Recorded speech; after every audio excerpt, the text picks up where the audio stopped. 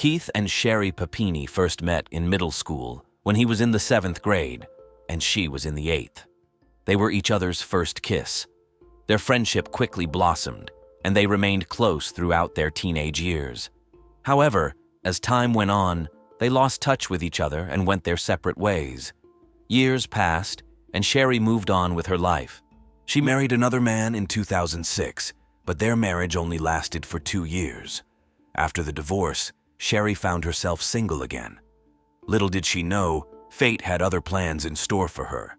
One day, she unexpectedly ran into Keith, and sparks instantly flew. The years apart had brought them both growth and maturity, and they realized just how much they had missed each other. Keith and Sherri arranged a date to give their love another chance. From that moment on, their connection grew stronger with each passing day. Within a year of reconnection, Keith and Sherri knew they were meant to be together. They married in 2009, had 2 children, and lived in Redding, California. Sherri used to work in telecommunications, but after giving birth to her children, she quit her job and stayed home with her children. Keith continued to work at Best Buy as a member of the Geek Squad. From the outside, the Papini family seemed to have an ideal life. On November 2nd, 2016, Keith and Sherri Papini's image of the perfect life shattered when Keith arrived home to find his wife missing. It was unusual because Sherri was usually always home when Keith came home from work. Initially, Keith assumed Sherri had gone on a walk, but he became increasingly worried as time passed, and she never returned. Keith called the daycare center that his children attended to see if Sherri had picked up their children yet. To his surprise, the school secretary informed him that Sherri had not. Keith's concern for Sherri intensified, and he decided to check the Find My iPhone app on his phone. The app revealed that Sherri's phone was located at the end of the driveway. Without hesitation, Keith ran outside and searched the area. To his dismay, he found Sherri's phone lying on the ground with her headphones nearby. Even more unsettling, there were strands of hair entangled in the headphones. After Keith made the disturbing discovery of Sherri's phone and headphones at the end of the driveway, he contacted the authorities with the Shasta County Sheriff's Office.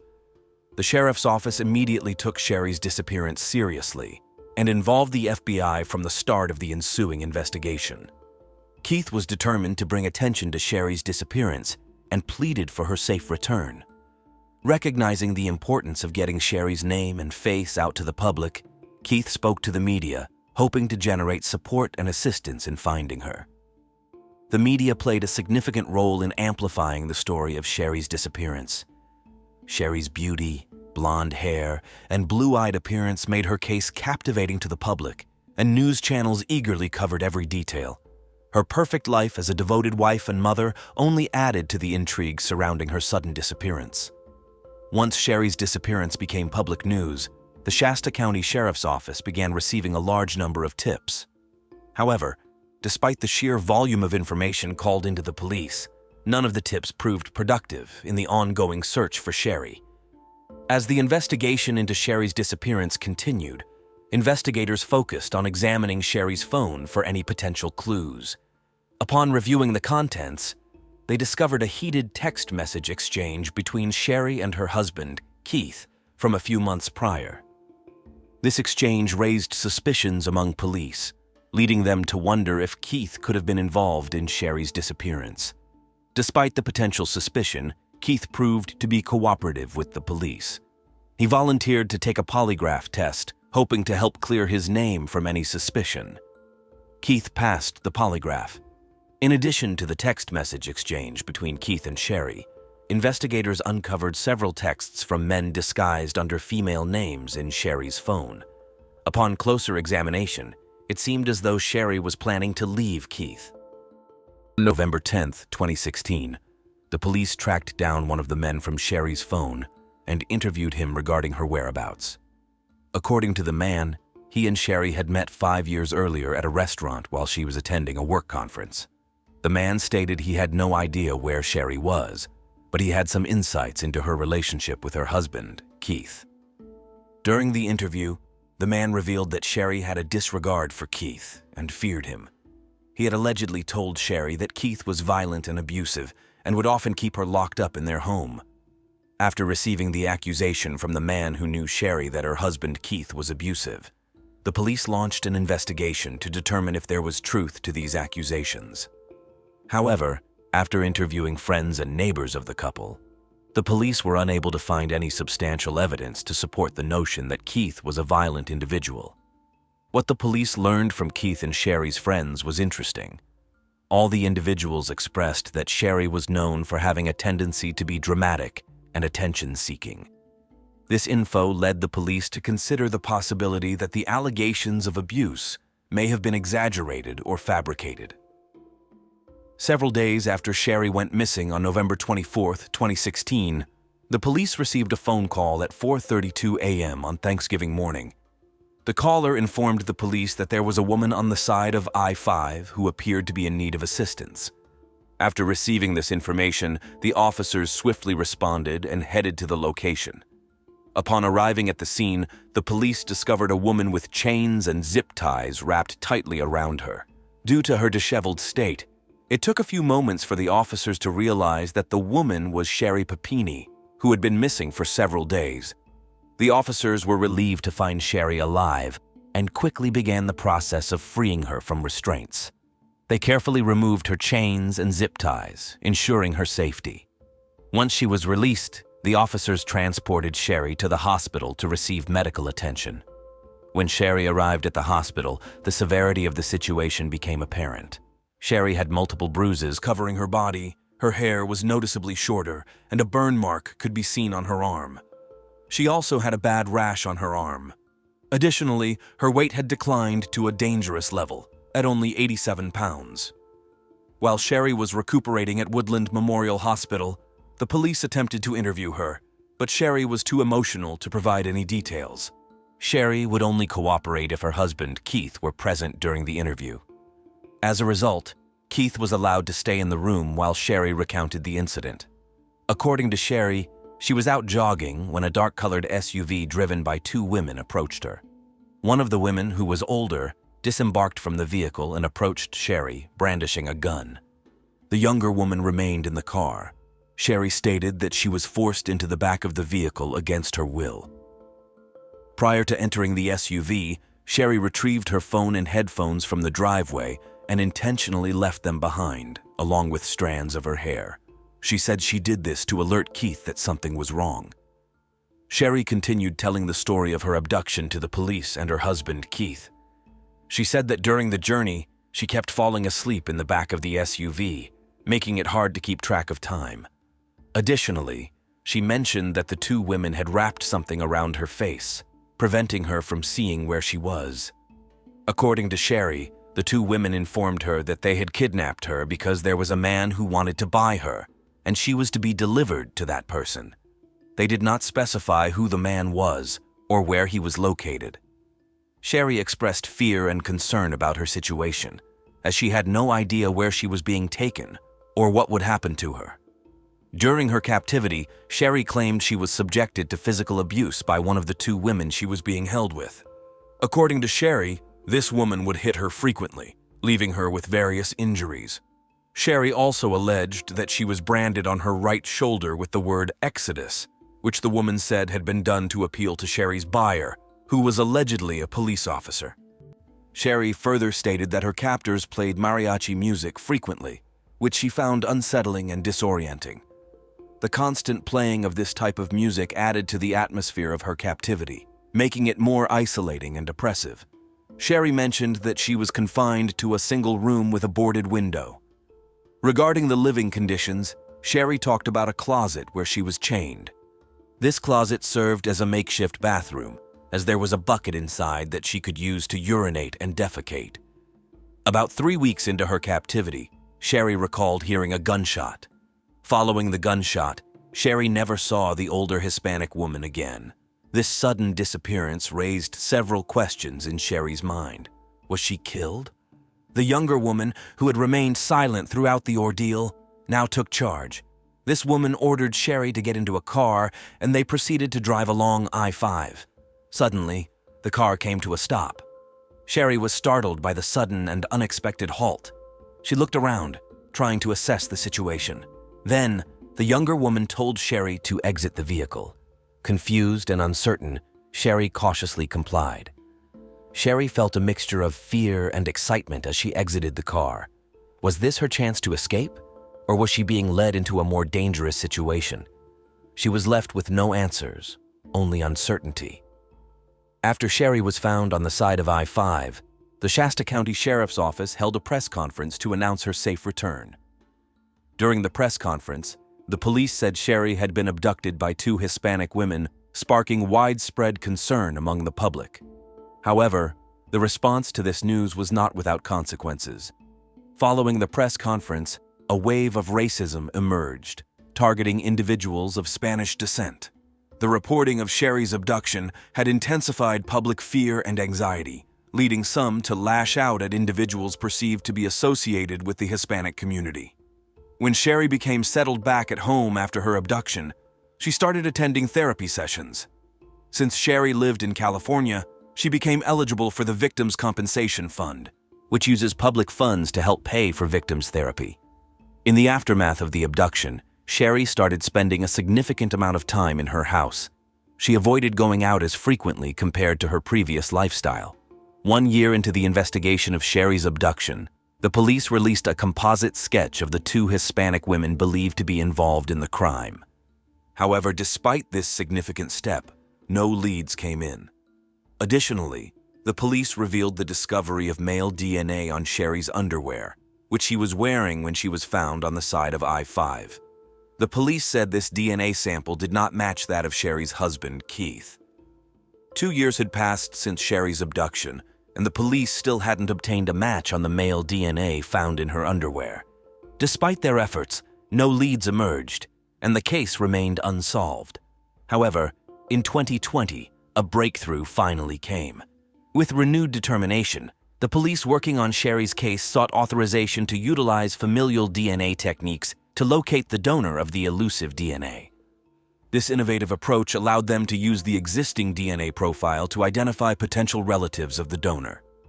Familial DNA testing is a powerful investigative tool used in criminal investigations. It involves analyzing DNA evidence to determine if it matches any family members of a suspect. By identifying genetic markers shared between family members, investigators can narrow the list of potential suspects and identify potential familial relationships. When the police working on the Sherri Papini case got the family DNA match on the male DNA found in her underwear, they were surprised to see that it came back as a close relative to James Reyes, Sherri's ex-boyfriend. This development raised several questions and became a major turning point in the investigation. The police wondered if Sherri's ex-boyfriend could have been responsible for her abduction. In June 2020, investigators retrieved a soda bottle from James's trash and took it into the forensic lab for DNA testing. The forensic lab conducted DNA testing on the soda bottle. 1 month later, a lab tech called the police and informed them that James Reyes was a match to the DNA sample discovered in Sherri's underwear on the day she was found. After the police got the DNA match back, they conducted an interview at the Costa Mesa, California, home of James Reyes, a sports shop worker, regarding the case of Sherri, his former girlfriend. James provided a statement to the police, explaining that he had dated Sherri approximately 10 years earlier. He said the last time he saw Sherri was a year after they broke up, but he had heard rumors of her disappearance and subsequent safe return. During the interview, the police asked James if he was responsible for Sherri's kidnapping, and James denied having any involvement in her abduction. However, eventually during the interview with the police, James Reyes admitted to being good friends with Sherri despite their breakup 10 years ago. James said he did play a part in Sherri's disappearance, but he did not kidnap her, but rather was simply helping out a friend in need. According to James, Sherri had reached out to him, stating that she was attempting to escape from her abusive husband, Keith. James disclosed to the police on November 2, 2016, that one of his friends had rented a car for him, which turned out to be the same vehicle he used to pick up Sherri the following day. According to James, Sherri got in the back seat and laid down as he made the long drive back to Costa Mesa. Sherri confined herself to the bedroom throughout her stay at James's house.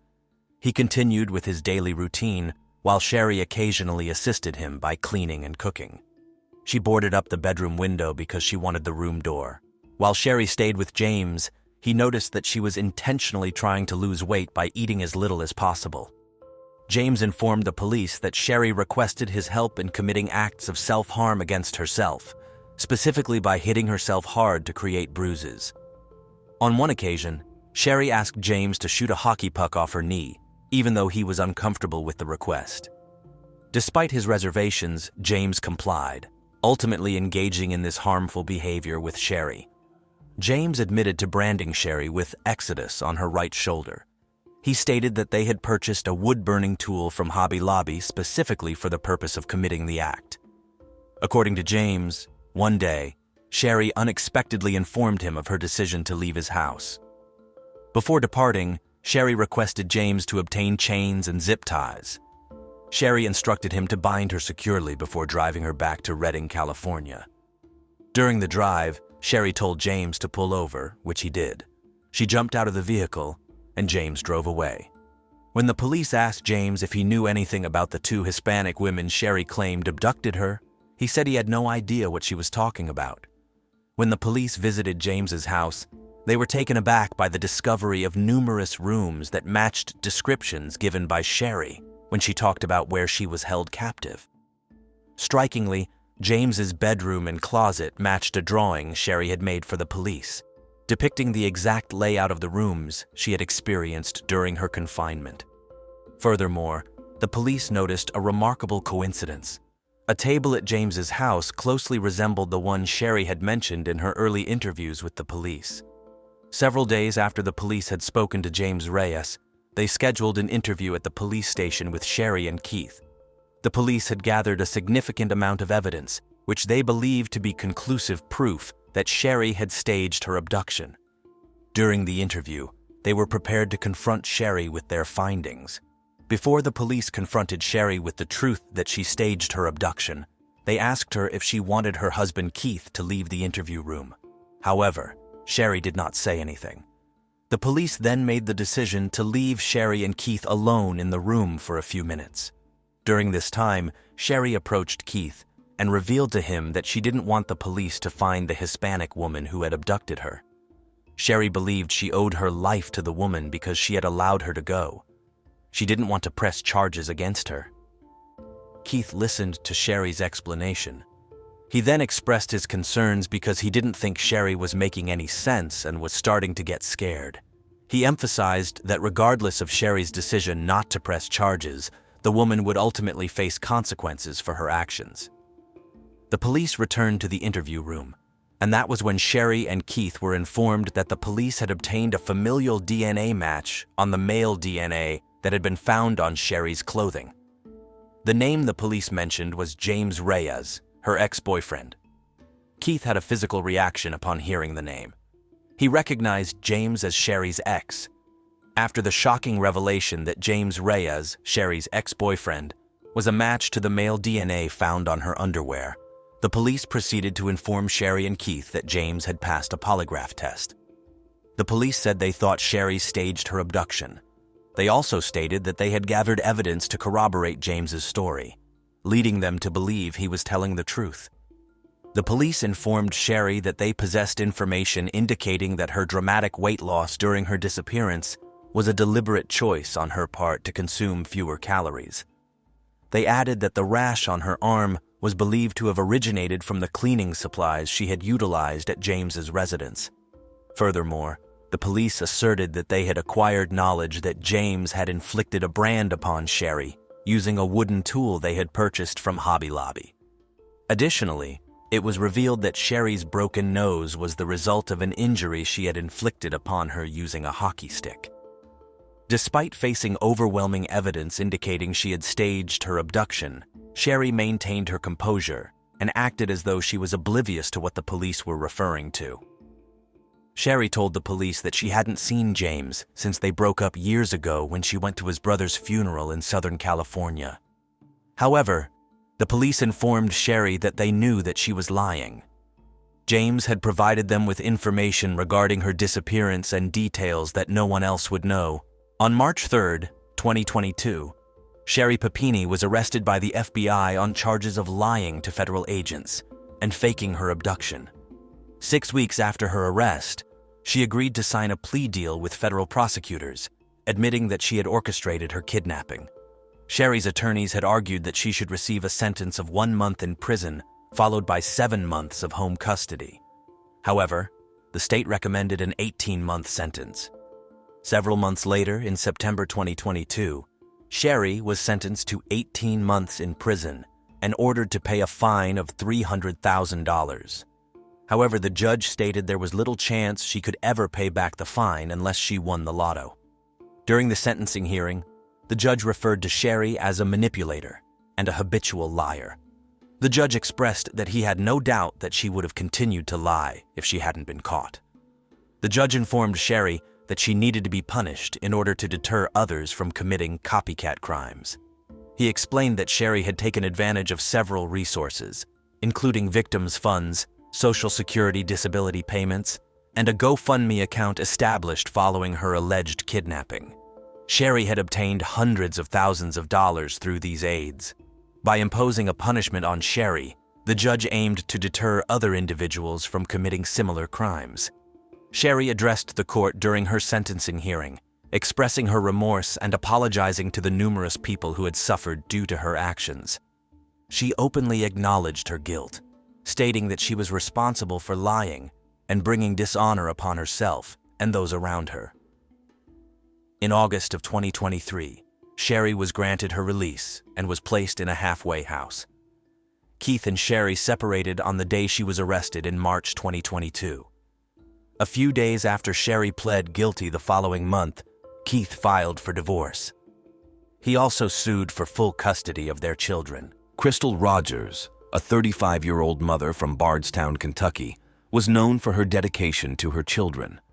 She lived 45 miles southeast of Louisville and shared custody of her 4 children with her ex-husband, Keith. Despite their separation, Crystal and Keith maintained an amicable relationship for the sake of their children. Her youngest son, who was only 2 years old at the time, was with her current boyfriend, Brooks Houck.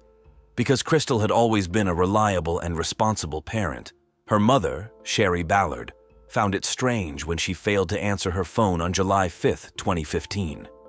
Crystal usually responded to Sherri's calls, but the lack of communication was causing Sherri growing concern. It had been 24 hours since Sherri last heard from her daughter, and with each passing hour, her worry intensified. Crystal's absence was out of character, and Sherri's maternal instincts were telling her something was amiss. Sherri couldn't shake the feeling that something was wrong. Sherri tried contacting Crystal multiple times throughout the day, but her efforts went unanswered each time. She decided to reach out to Crystal's friends and family, hoping someone would know where Crystal might be. Unfortunately, no one had seen or spoken with her recently. Around the same time, Brooke, Crystal's younger sister, contacted Sherri to inform her that she, too, had been unable to reach Crystal. Brooke shared with her mother that she had spoken with Brooks Houck, Crystal's boyfriend. Brooks informed her that he had not seen Crystal since Friday. According to Brooks, the last time he saw her, she was up playing games on her phone before he went to bed. When Brooks woke up the next morning, Crystal was gone. He speculated that Crystal may have gone to visit her cousin's house to celebrate the 4th of July. However, Sherri's concern grew as she struggled to get in touch with her daughter. Sherri reported Crystal missing to the police department, and as she was there, her son, Casey, received a phone call from a friend who had seen Crystal's car on the side of the road. This discovery worried Casey and his father, Tommy Ballard, as they knew Crystal would not have abandoned the vehicle of her own accord. Upon receiving the call, Casey and Tommy felt a sense of dread in their stomachs. Upon arrival at the location, Casey and Tommy saw Crystal's car, which had a flat tire. However, this discovery only reinforced their belief that something was seriously wrong. If Crystal had encountered car trouble, she would have certainly reached out to one of them for assistance. The idea that she would have pulled over and tried to fix it on her own was unfathomable. As they examined the car further, Casey and Tommy noticed Crystal's keys, phone, and purse on the passenger seat. These items served as additional evidence that something was amiss. Crystal would not have gone anywhere without her belongings, and their presence in the car further heightened their fears for her well-being. After Crystal's father and brother found her vehicle on the Bluegrass Parkway, they promptly notified the Nelson County Sheriff's Department. Investigators arrived at the scene and examined Crystal's car. Despite finding no signs of a struggle, something stood out to them. The driver's seat seemed out of place for someone of Crystal's height. This peculiar observation raised suspicions that someone else may have been driving her car. As the authorities continued their investigation, they sought assistance from any witnesses who may have noticed something on the parkway. However, no one came forward with any valuable information. The police decided to turn to the media in the hope of generating leads from the public. They released Crystal's photo and appealed to the public for assistance in finding her. Unfortunately, no one came forward with any significant leads. Tommy, Crystal's father, organized search parties to locate her. Unfortunately, the hot and humid weather made the searches difficult. Many individuals showed up to help look for Crystal, but one notable absence was her boyfriend, Brooks Houck. The police became suspicious of Brooks's apparent lack of concern regarding Crystal's disappearance, since she was not only the mother of his child. When detectives questioned Brooks, he claimed that Crystal and their son had accompanied him to his family's farm the previous evening. According to Brooks, they returned home around midnight, after which he went to bed. He stated that Crystal remained awake, engrossed in her phone as she often did, playing games. Brooks claimed that when he woke up at 7 a.m., his son was already in bed with him, but Crystal was nowhere to be found. Initially, he speculated that Crystal may have gone out with her cousin. However, those who know Crystal well contradicted this claim, as she never would have left her son behind. Crystal and her 2-year-old were attached at the hip. Brooke, Crystal's sister, believed Crystal was planning to leave Brooks. According to Brooke, Brooks had lied to Crystal and failed to show an emotional attachment to her. Crystal had confided in her mother, Sherri, that she wanted to leave Brooks, but admitted that it would not be easy because he was controlling. Casey, Crystal's brother, had also recently noticed tension between Brooks and Crystal and witnessed several heated arguments. The police asked Brooks to come to the police station to take a polygraph test, which came back inconclusive. Afterward, Brooks sat with the police for a formal interview. Detectives had collected footage that confirmed details of Brooks's story. A video showed his truck going into his family's farm, and the footage revealed the car leaving the property around midnight. However, because Brooks's truck had tinted windows, the police couldn't see who was inside the vehicle at the time. According to Brooks, while at his parents' farm, he did chores, set a fire for building materials, and waited for the fire to die before driving home.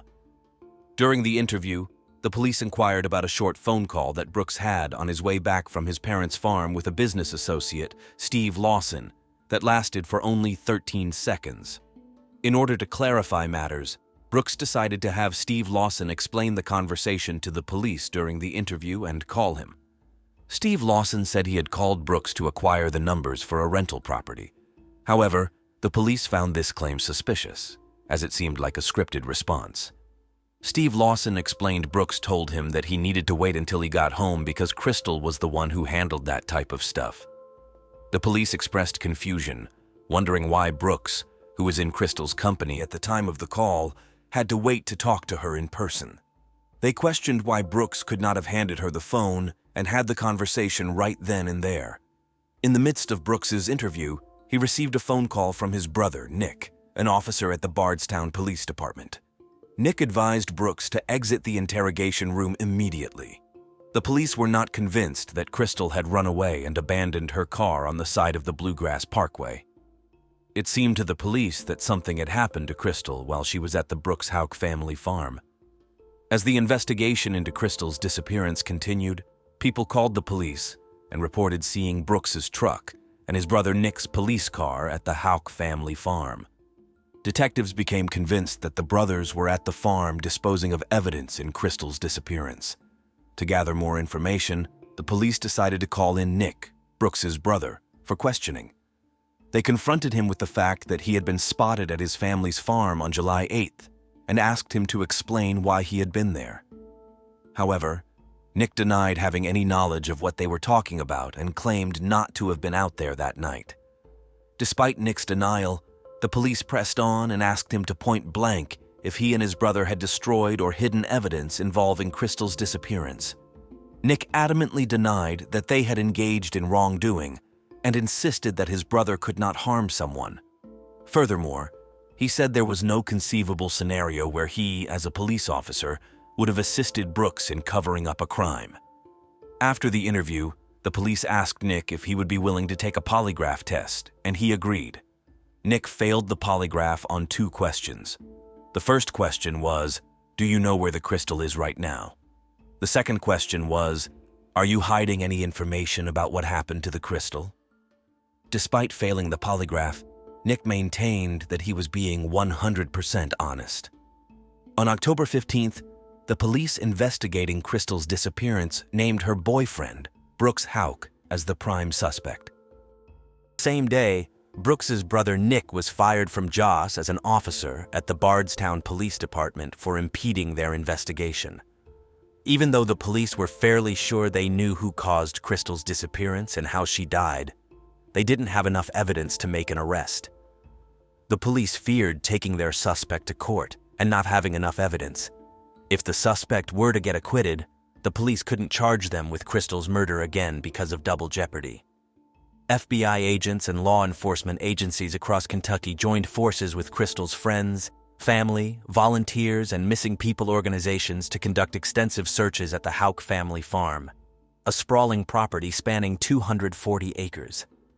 The searches continued daily, leaving Crystal's loved ones terrified and grasping for hope. While they hoped to find Crystal alive and well, they truly desired some answers. At the Houck family farm, investigators conducted a thorough search of the ashes of a fire, but no human remains were uncovered. However, in the pile of ashes, remnants of clothing were found, but the investigators were unable to connect these pieces to the case of Crystal's disappearance. The police served multiple search warrants on the Houck family farm, targeting cars and residences. Despite their efforts, none of these searches yielded significant leads or evidence related to Crystal's case. A $100,000 reward was offered for information about Crystal's disappearance, but still no one came forward. Tommy Ballard, Crystal's father, followed every lead he got in Crystal's disappearance. He was determined to find his daughter and was not going to give up. Crystal's disappearance affected Tommy more than it did anyone else who loved her, because in January 1979, his pregnant sister was murdered by her husband and his friend. They shot and beat her, and then set her remains on fire and scattered them on a farm. The men who committed this heinous crime were eventually caught years later, and they were found guilty and sentenced to life in prison. Despite the challenges he faced, Tommy remained steadfast in his pursuit of Crystal's whereabouts. Tommy followed every lead, no matter how small or insignificant it may have seemed. He canvassed the neighborhood, conducted interviews, and reached out to anyone who might have information. Tommy, determined to find answers about his daughter's disappearance, allocated his savings towards hiring cadaver dogs in a private eye. With each passing day, he kept meticulous records of all the tips he followed and every clue he uncovered. His dedication to the investigation led him to meet frequently with the police to share his findings and seek their guidance.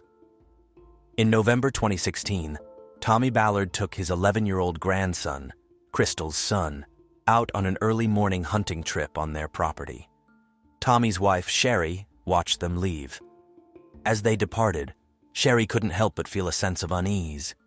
She couldn't help but quickly pray to God, asking for a watchful eye over them in the woods. Sherri returned to her bed, trying to relax. However, only minutes later, a phone call would shatter her peace. As she picked up the receiver, Sherri recognized the voice of her grandson, Crystal's son. His voice was filled with panic and terror. "Mima, Papa has been shot!" he cried. Her heart sank. Panic washed over her. She quickly rushed to the bathroom, grabbing clothes along the way. Her grandson was still crying on the phone, his voice trembling with fear, so she reassured him, telling him that she was calling 911. As she quickly dressed, Sherri's mind raced with thoughts of her husband's well-being. When Sherri arrived at the scene, she was immediately overcome with grief. She rushed over to Tommy, shaking him frantically. However, as she did so, she noticed a concerning sight. Blood began pouring out of his nose. The officers and witnesses who had arrived at the scene quickly pulled her off Tommy so that the medics could work on him. However, Sherri was already aware that her husband was gone. Tommy Ballard was pronounced dead at the scene. Tommy Ballard had been shot one time in the chest. Initially, the police claimed that Tommy's death was the result of a hunting accident. However, Sherri was furious upon hearing this declaration. She insisted that this was no hunting accident but rather a murder. She exclaimed, "This is my husband and it's a murder and you know it." After an investigation into Tommy's death, investigators ruled out the idea that Tommy took his own life as the cause of death, as they determined that his weapon had not been fired. Additionally, the investigators ruled out the involvement of Tommy's 11-year-old grandson in the shooting. Eventually, the Kentucky State Police later informed the public that they were investigating the death as a murder. The Ballard family believed that Tommy was murdered because he was getting too close to uncovering the truth about what happened to his missing daughter. They think the people responsible for hurting Crystal wanted Tommy out of the way, fearing that he might reveal the truth. In 2022, the FBI conducted a 5-day investigation into the disappearance of Crystal. Investigators returned to the Houck family farm, hoping to find more evidence. The FBI's goal was to collect evidence that would help them hold the individual responsible for Crystal's disappearance accountable. Despite not revealing if any items of evidentiary value were recovered from the search, an FBI spokesperson confirmed in October 2022 that the agency would be analyzing all of the evidence collected at the FBI's lab in Quantico. As the investigation into Crystal Rogers' disappearance continued, the Kentucky Attorney General made a crucial decision to appoint a special prosecutor to assist in the prosecution of criminal charges related to the deaths of Crystal Rogers and her father, Tommy Ballard. Crystal's mother, Sherri Ballard, was aware of the appointment and wholeheartedly supported the decision. She believed this measure was necessary to ensure justice was served in her loved ones' cases. The appointment of a special prosecutor brought a fresh perspective and independent expertise to the case. Sherri Ballard recognized the importance of having a dedicated team of prosecutors focused on unraveling the complex web of evidence and bringing the perpetrators to justice. She believed that by having a dedicated prosecutor, there would be greater attention to detail and a more comprehensive understanding of the case. Sherri Ballard's commitment to seeking justice for Crystal and Tommy was unwavering. The special prosecutor had the necessary resources and knowledge to conduct a thorough investigation and gather the evidence required to present a compelling case in court. In addition to the appointment of a special prosecutor, Sherri Ballard also appreciated the fact that this decision demonstrated the seriousness of the case and the importance of holding those responsible for the deaths of Crystal and Tommy accountable. It sent a clear message that the justice system was taking this matter seriously and was determined to bring justice to the victims' families. In July 2023, a grand jury in Kentucky indicted a 32-year-old man named Joseph Lawson on 2 charges of conspiracy to commit murder and tampering with physical evidence in relation to the case of Crystal's disappearance. 2 months later, Crystal's boyfriend, Brooks Houck, was arrested and charged with murder and tampering with physical evidence. The judge set Brooks's bond at $10 million, and he was ordered to stay away from Crystal's family. Brooks Houck was arrested in 2022 for several traffic violations.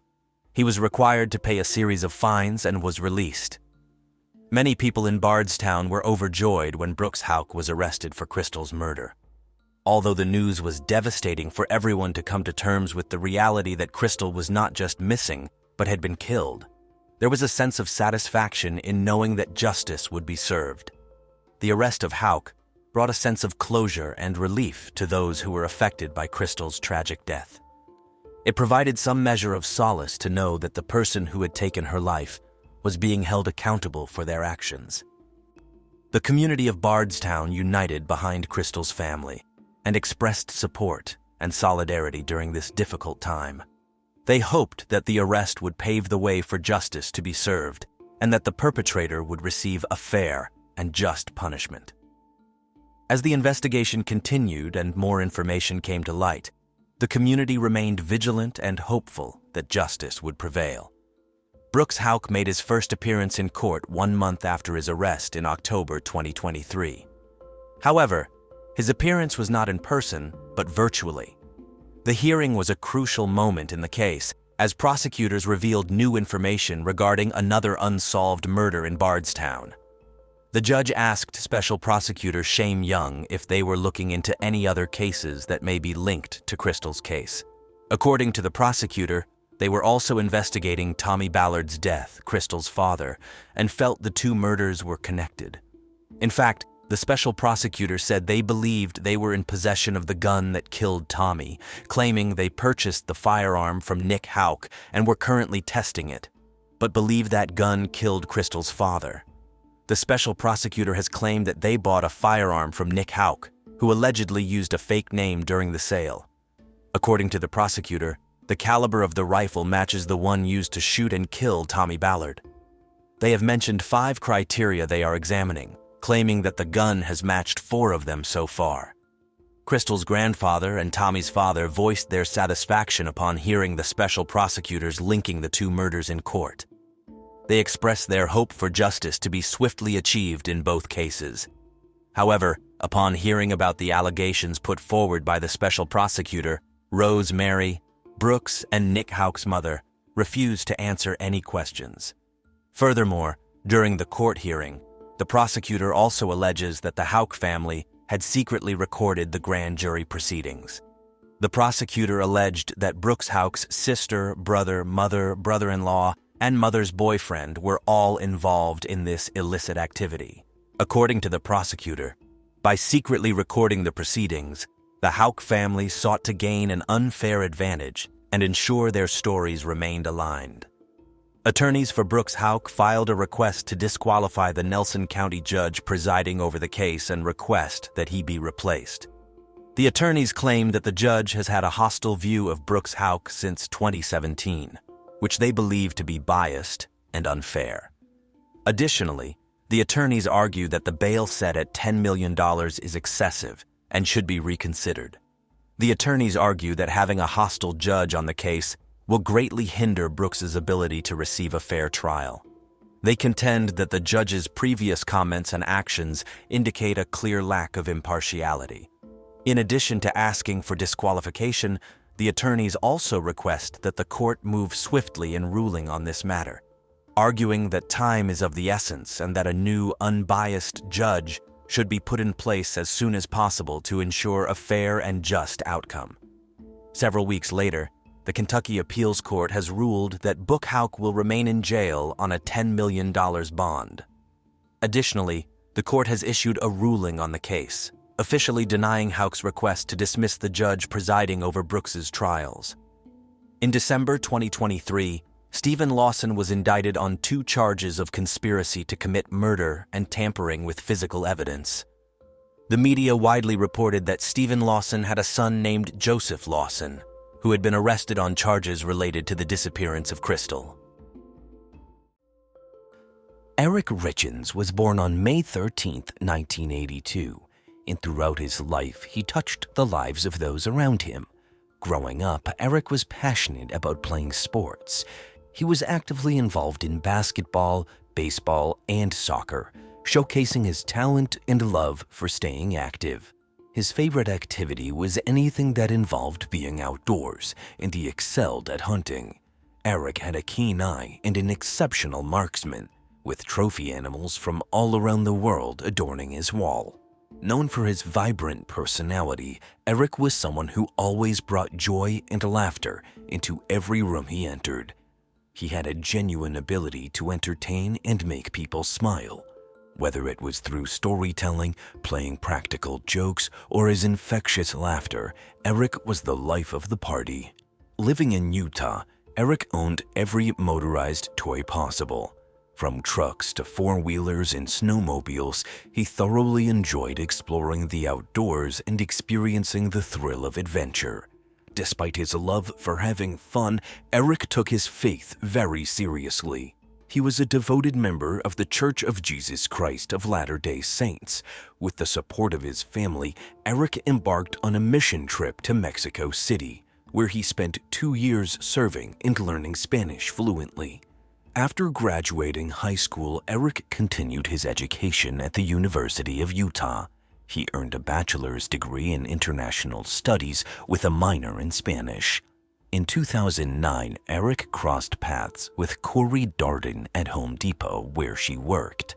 Eric, who frequented the store due to his work in construction, developed a friendly relationship with Kouri over time. He found himself drawn to her charm and beauty, but was too nervous to approach her directly. Instead, Eric enlisted the help of a friend to gather her contact information on his behalf. One day, while shopping at Home Depot, Eric's friend approached Kouri and discreetly requested her phone number, mentioning Eric's interest in getting to know her better. Grateful for his friend's assistance, Eric eagerly awaited the outcome. The next move was up to Eric. He mustered his courage and made the call to Kouri, arranging their first face-to-face meeting. Little did he know that this meeting would forever change the course of his life. From the moment they met, Eric and Kouri hit it off instantly. Their connection was undeniable, and their first date proved to be the beginning of a beautiful love story. As they introduced one another to their respective families, the bond between them grew even stronger. Kouri's mother and brothers instantly embraced Eric, while Eric's family was equally impressed by Kouri's character and compatibility with him. Eric's sisters, Katie and Amy, were initially protective of him, but they quickly warmed up to Kouri and welcomed her into their family. In 2013, Eric and Kouri made things official by getting married in an intimate ceremony. After their wedding, Kouri gave birth to the couple's first child, Carter. Their family expanded with the arrival of Ashton, followed by Weston, completing the picture of their perfect little family. Fatherhood came easy to Eric, and his boys idolized him. Eric was proud of everything his sons did. Whether it was their academic achievements, sports victories, or artistic endeavors, Eric was always there to cheer them on and celebrate their accomplishments. Eventually, Eric started a stonemasonry business and had a lot of success.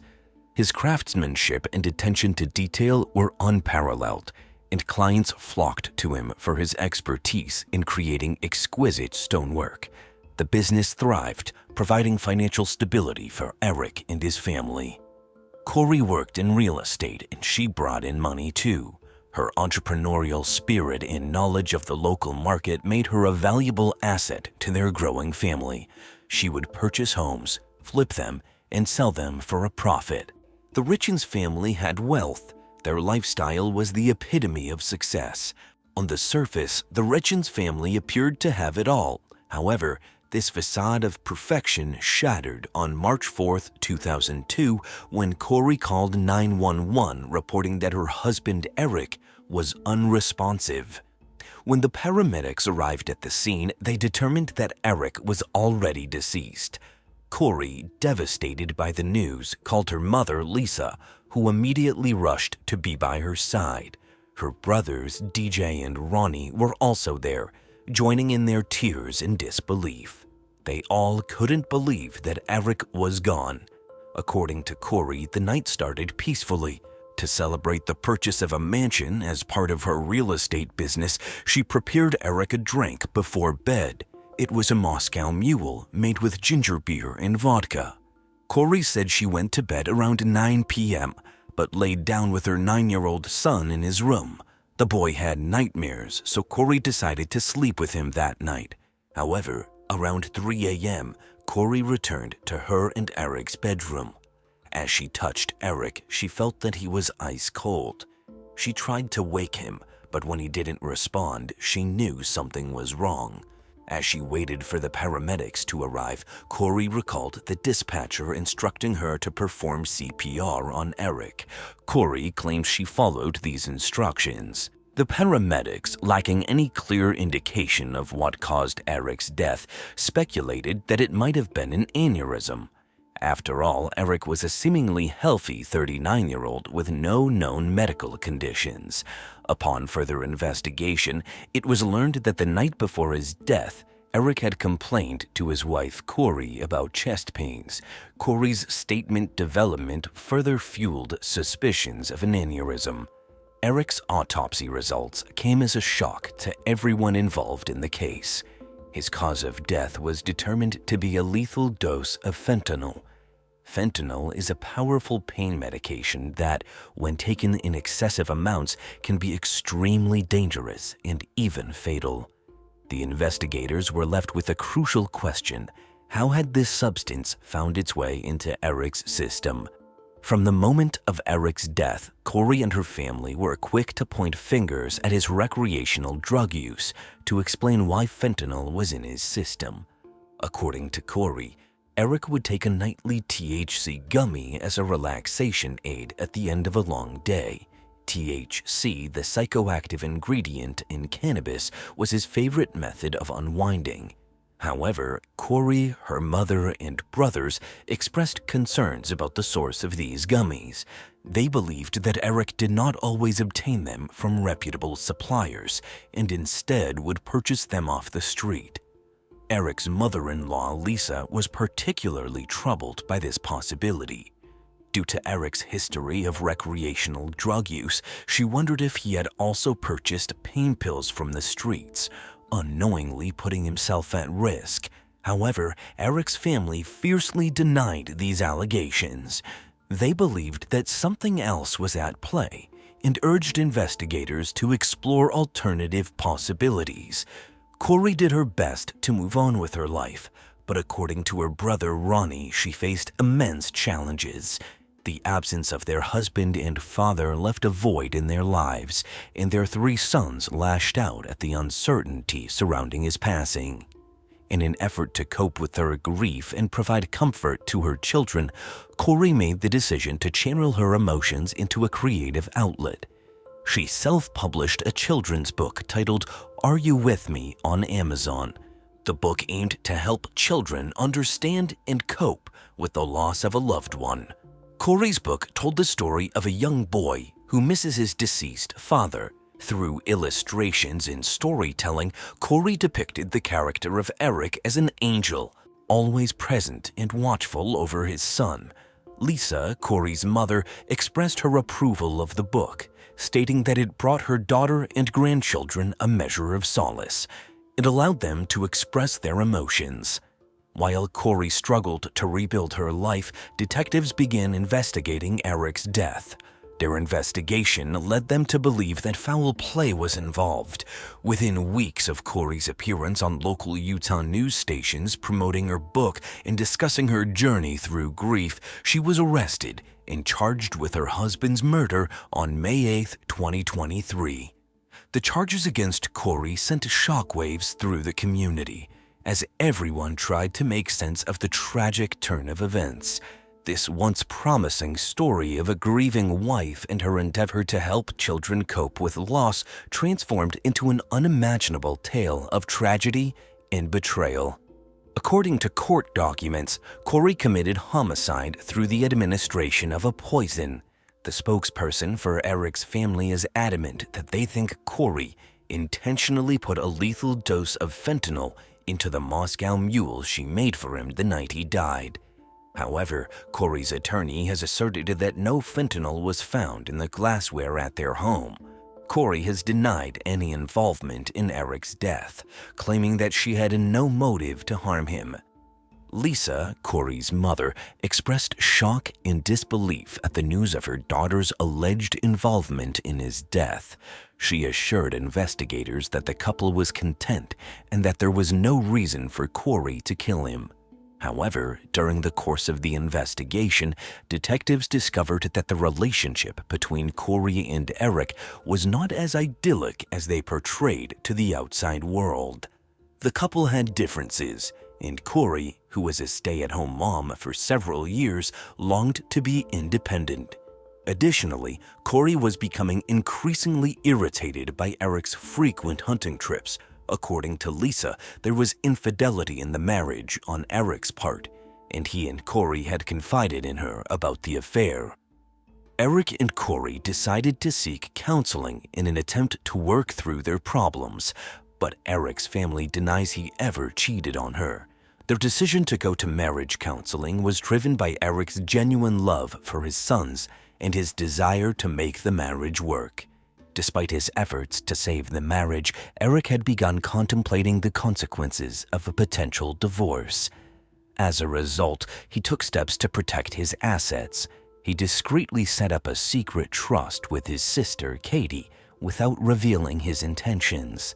One of the key pieces of evidence discovered during the investigation was the existence of 6 life insurance policies on Eric, with a total value of $3 million. 2 months before Eric's death, Kouri had also forged his signature on an additional policy worth $100,000. Additionally, it was discovered that Kouri had allegedly stolen money from Eric's personal accounts and misused funds from his business dating back several years. According to a representative for Eric's family, Kouri's house flipping business was not doing well, contrary to what she had claimed. In fact, it was millions of dollars in debt. The spokesperson alleged that Kouri needed money in a hurry. They further stated that in a signed premarital agreement, Kouri had given up any claim to the business assets, but if Eric were to die before she did while they were married, she would receive the assets. Kouri's attorney disputed these allegations, stating that her business was not in debt. They explained that taking debt for lines of credit was how the flipping homes business operated, and when the houses were sold, the debt would be repaid. Kouri's attorney emphasized that the large number alleged by the spokesperson was merely a reflection of business transactions. Lisa, Kouri's mother, said that Eric had been supportive in Kouri's business ventures, particularly when it came to purchasing the mansion they were celebrating the night he died. The mansion in question was located on a 10-acre estate in Heber Valley, in close proximity to major ski resorts in the area and Deer Creek Reservoir. This prime location offered a wide range of recreational activities. The mansion had been built back in 2017, but it remained abandoned until Kouri discovered it. She financed the purchase through a group of investors, pooling their resources to make a generous offer on the mansion. Her plan was to develop it and transform it into a recreational hotspot. Kouri's ultimate goal was to sell the completed property at a profit. Kouri and Eric met with an accountant who calculated that the sale of the property could potentially generate a profit of $12 million. This amount represented a significant turnaround, as Kouri had initially purchased the mansion for $3 million. By all accounts, Eric was on board with the purchase. However, Eric's family had differing memories. They contended that Eric was in fact against his wife buying the mansion and had fought with her about it. The spokesperson for Eric's family believes that the night he died, Kouri gave him a drink laced with fentanyl. Additionally, they alleged that this incident was not the first time Kouri attempted to kill Eric. According to Eric's family, in 2019, when Kouri, Eric, and their friends were in Greece, Eric became violently ill after Kouri gave him a drink. However, Ronnie, Kouri's brother, denied these allegations, stating that his sister did not try to murder Eric. Ronnie explained that at the time of the trip, Eric was on antibiotics and was told not to consume alcohol. However, the bartender accidentally prepared a drink with liquor instead of the virgin that Eric had requested. Eric's family alleges that the second time Kouri tried to murder Eric was on Valentine's Day 2022, 1 month before his death. On this day, Kouri brought Eric a sandwich, and after taking a bite, Eric broke out in hives and had trouble breathing. According to Eric's family, they also questioned her behavior following Eric's death. The court documents stated that 2 days after Eric's death, Kouri punched his sister Annie in the neck and face when she tried to open the safe containing between $125,000 and $165,000 in cash. However, Kouri claimed that she was defending herself as she was attempting to retrieve important documents from the safe. 1 month after the incident, Kouri was charged with assault. She ultimately pleaded no contest to the charges. In June 2023, Kouri appeared in court for a bail hearing. The hearing lasted for 4 hours as Kouri sat handcuffed next to her attorney as they attempt to convince the judge why she should be released on bail. Prosecutors introduced 3 witnesses and evidence to make their case that Kouri had poisoned her husband. The state called a cell phone expert to the stand, and the expert was asked about Google searches found on Kouri's phone that included topics such as, can deleted text messages be retrieved from an iPhone? Can FBI find deleted messages? And what is a legal dose of fentanyl? However, Kouri's attorney argued that those searches were conducted after Eric died, as Kouri sought answers since she was being accused of murdering her husband.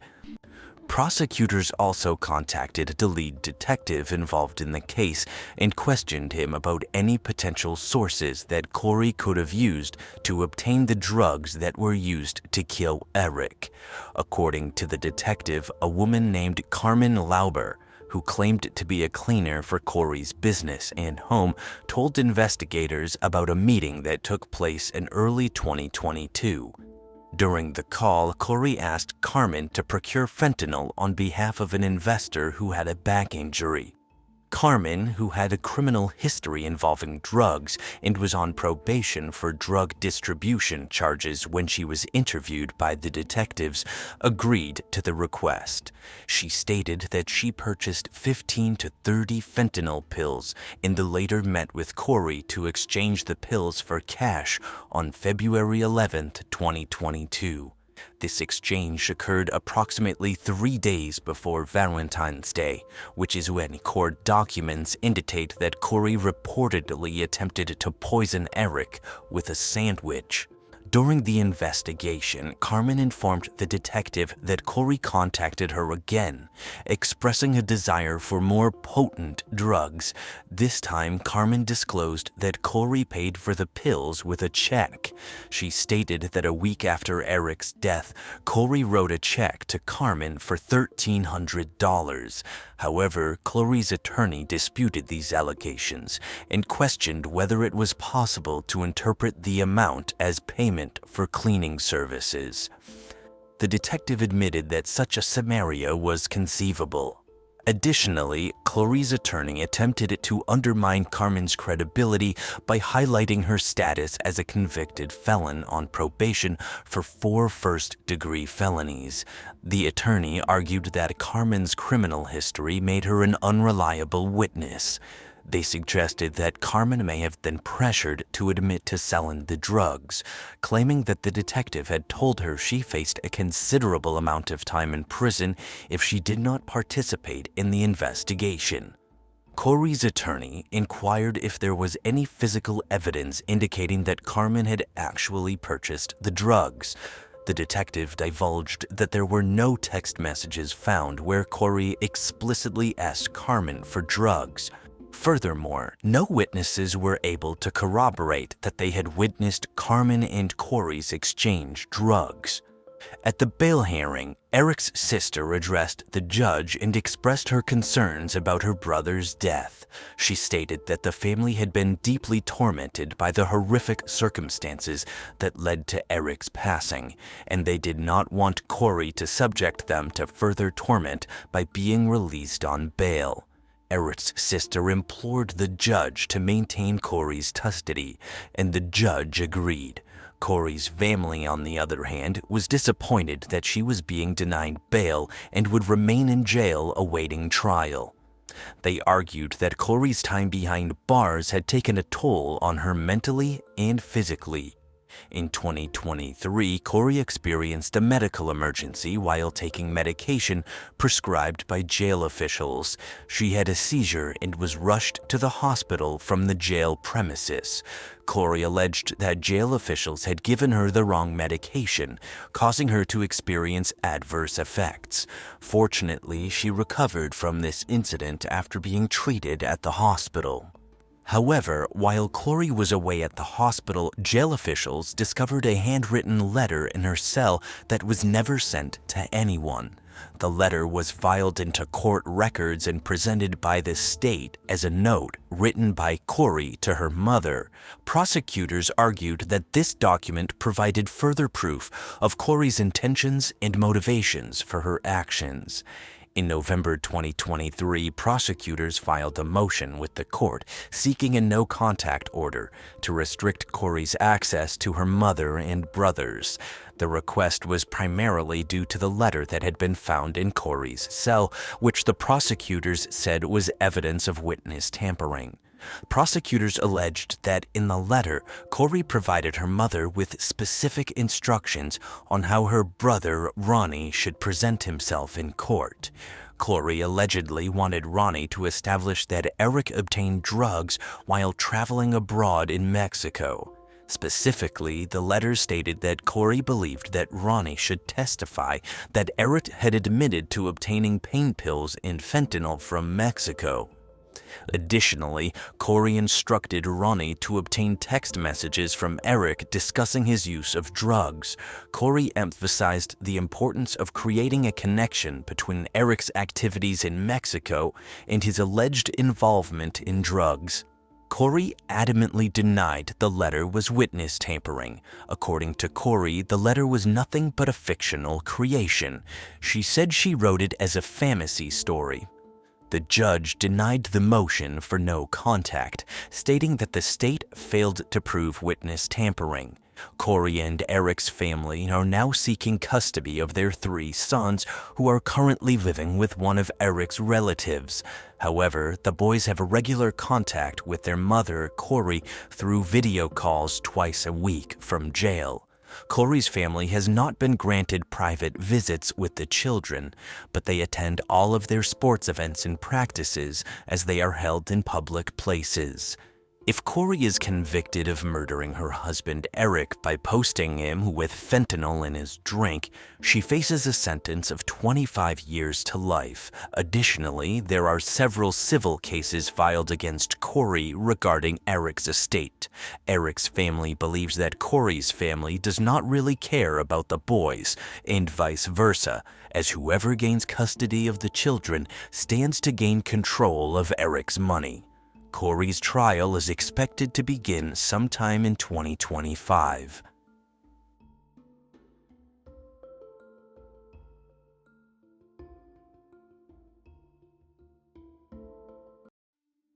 Allison Dickey was born on July 1, 1968, and growing up, she possessed a remarkable talent for ballet. Her passion and dedication to the art form were evident from a young age.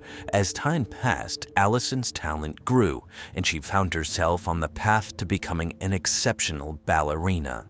On August 23, 1997, Allison married Gerard Baden-Clay. Gerard was an accountant at the Flight Center in Brisbane, where he and his wife worked. Born in September 1970 in Bournemouth, England, Gerard's family relocated to Australia during the 1980s. Interestingly, Gerard's father's grandfather was Lord Baden-Powell, the founder of the Scouting movement. Over the years, Allison and Gerard built a life together. They eventually had 3 daughters and chose to settle in the suburb of Brookfield in Queensland. Many people were drawn to the area due to its proximity to the city, allowing residents to enjoy the best of both worlds. By 2012, Allison was already an executive at the Flight Center. On the other hand, Gerard had ventured into real estate several years prior and had achieved remarkable success. From the outside, the Baden-Clay family seemed to have a perfect life. They were widely admired and respected in their community, and their friends and family members envied their beautiful existence. However, all that changed on Friday, April 20th, 2012. At around 7 a.m., Gerard called emergency services, informing them that his wife Allison had gone missing. Gerard stated that Allison often took walks around 5 a.m., and initially, he had assumed that was where she could be. However, as the hours passed, passed and Allison failed to return home to prepare breakfast for their 3 daughters. As was her routine, Gerard's concern grew. The police took Allison's disappearance seriously and swiftly formed a task force. Because Allison was so well known, everyone knew she wouldn't walk away from her 3 daughters, all under the age of 10. Allison's disappearance affected the entire community, causing a sense of fear and worry. During the investigation into Allison's disappearance, the police utilized a local clubhouse in Brookfield as their headquarters. This location served as a central location to process the numerous tips regarding Allison's whereabouts. The clubhouse provided ample space for the officers to organize and review the information gathered. With a sense of urgency, police officers began their search for Allison in parks and creeks. The officers diligently combed through these areas, hoping to spot clues or leads that could lead them to Allison. As the news of Allison's disappearance spread throughout the community, volunteers began to show up in droves, eager to help in any way they could. Brookfield was a close-knit community, and the news of such a traumatic event affecting one of their own resonated with everyone. Volunteers from all walks of life came together to form search parties, determined to uncover any trace of Allison. On April 23, 2012, 3 days after Gerard reported Allison missing, her parents, Jeff and Priscilla Dickey, appealed to the media, pleading that they needed to find their daughter.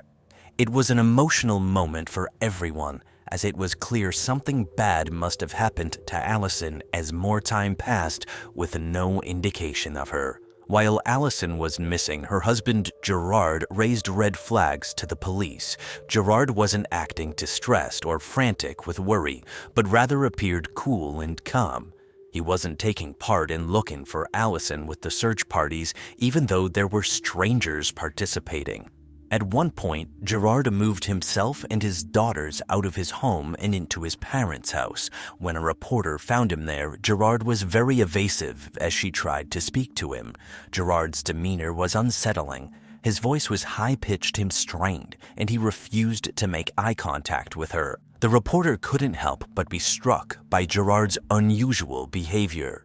Although she could tell he was nervous during the interview, she didn't feel he genuinely cared about his wife's whereabouts. Gerard's responses felt rehearsed, as if he had been reciting them from a script. As the interview progressed, the reporter couldn't help but notice that Gerard did not come across as a desperate man looking for his missing wife. His demeanor remained detached, as if he was going through the motions without emotion. It was as if he had memorized the lines and was now playing the role of a grieving husband. When the police heard the news reporter had found Gerard at his sister's house, they were eager to speak with her. They asked the reporter if she had noticed any scratches on Gerard's face, suspecting that it might have been a result of the altercation with his wife Allison, who had gone missing. The reporter, reviewing the footage from the interview, noticed something peculiar. Gerard was deliberately obscuring one side of his face during the interview. This behavior raised the officers' suspicions further, as they wondered if Gerard had cuts or wounds on his face that he was trying to hide. Eventually, the police located Gerard and noticed 2 deep gashes in his cheek. Suspicious, the detectives questioned Gerard about how he had received those wounds. Gerard claimed that he had accidentally cut himself while shaving. However, the detectives doubted his statement, as they believed that the cuts did not resemble a typical shaving injury. Despite their suspicions regarding Gerard and his wife's disappearance, the police lacked conclusive evidence to link him to it. They continued to investigate and gather evidence, hoping to find any leads or evidence to prove his involvement. Until that time, Gerard remained a person of interest in the case, but the police were unable to gather sufficient evidence to charge him with any crime. The police in Brookfield questioned the residents who knew the Baden-Clay family. They were very interested in learning about Allison's husband, Gerard, a prominent real estate agent and a former president of the Chamber of Commerce. Despite Gerard's high status within the community, many people described him to the detectives as a grandiose phony, constantly condescending to others. As rumors regarding Gerard's involvement in his wife's disappearance began to spread, they gained more intensity. Gerard and his parents desperately tried to avoid the media, resorting to various tactics to hide from the prying eyes of the press. Whenever reporters approached, Gerard or his relatives would make every effort to flee, even jumping over fences and changing cars to evade reporters. In contrast, Allison's loved ones, who were concerned about her disappearance, maintained a constant vigil at the task force headquarters. Day after day, they waited, hoping for updates on her whereabouts. Their determination provided them with a much-needed sense of purpose during a time of uncertainty. While Allison was missing, the police asked residents to check their properties for any sign of Allison, such as her clothing. To show the public the clothes Allison had on, the police utilized an innovative effort. The police set up a mannequin on the side of a highway dressed in the same clothing Allison had on the day she went missing. This innovative approach aimed to raise awareness about the case and prompt potential witnesses to come forward with information. Nearly 400 volunteers came out during Allison's disappearance to look for her on foot and horseback, but there was no sign of her anywhere. The community members came together to lend a helping hand in the search efforts. Despite their best efforts, they were unable to locate any sign of the missing mother. On April 30th, 2012, Daryl Joyce, a professor of horticulture and a Brisbane resident, was kayaking on the Brisbane River. Daryl had taken to the water in his canoe, enjoying the serenity and beauty of the surrounding area. As he was paddling along, he decided to explore a small creek known as Colo Creek. Little did he know that this decision would lead him to the discovery of a disturbing find.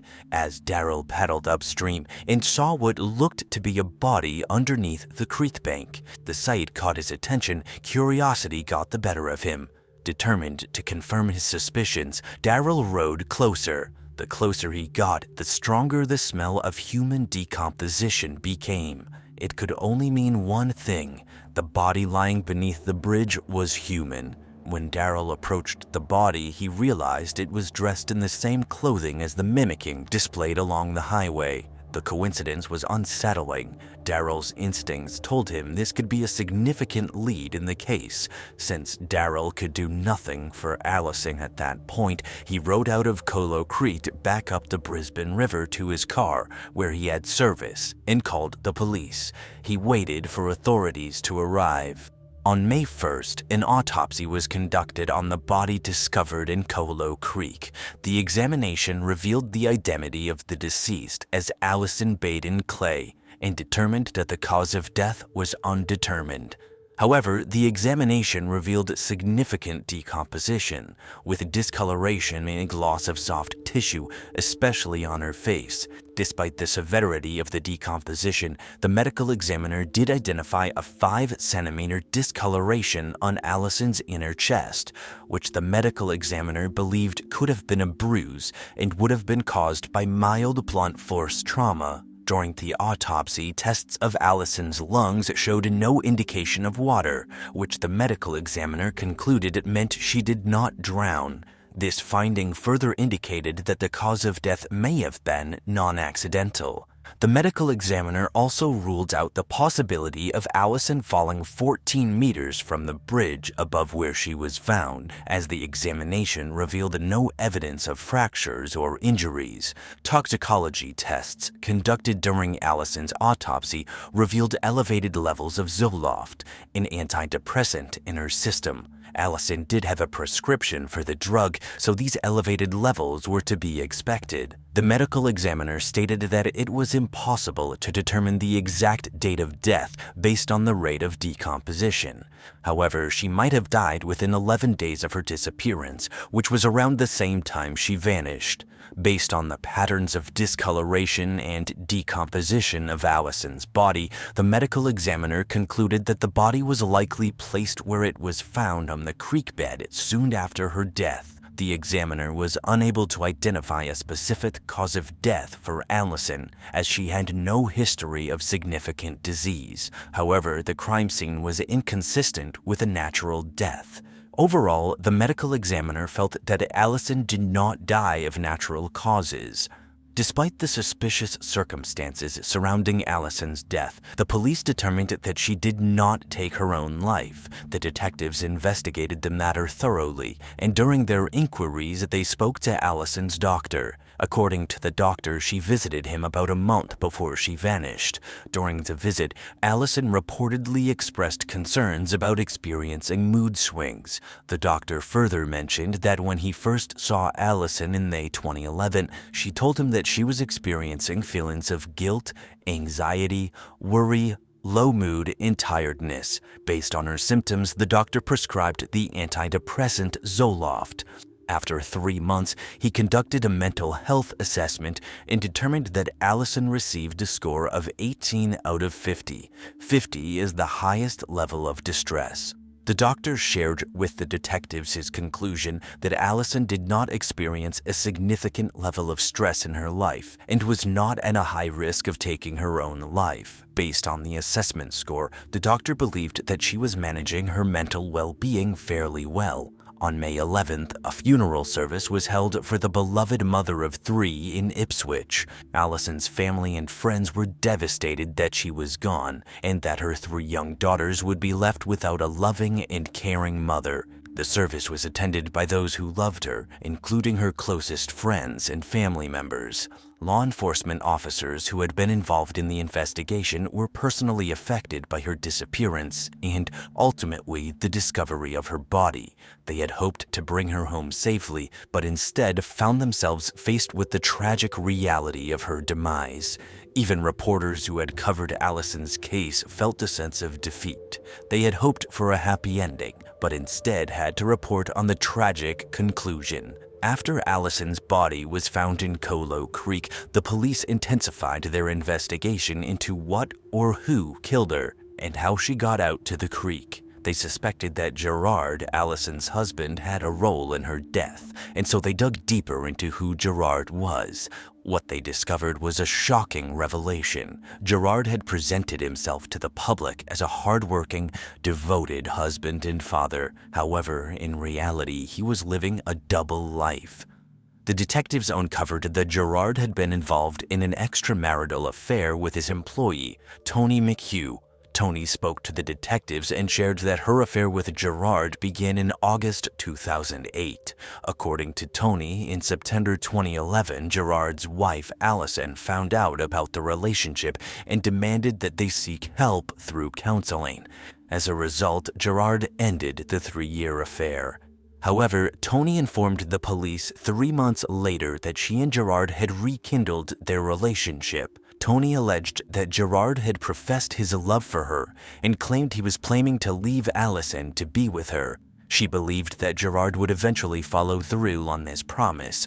According to Tony, Gerard revealed to her that he had been involved in 2 other extramarital affairs.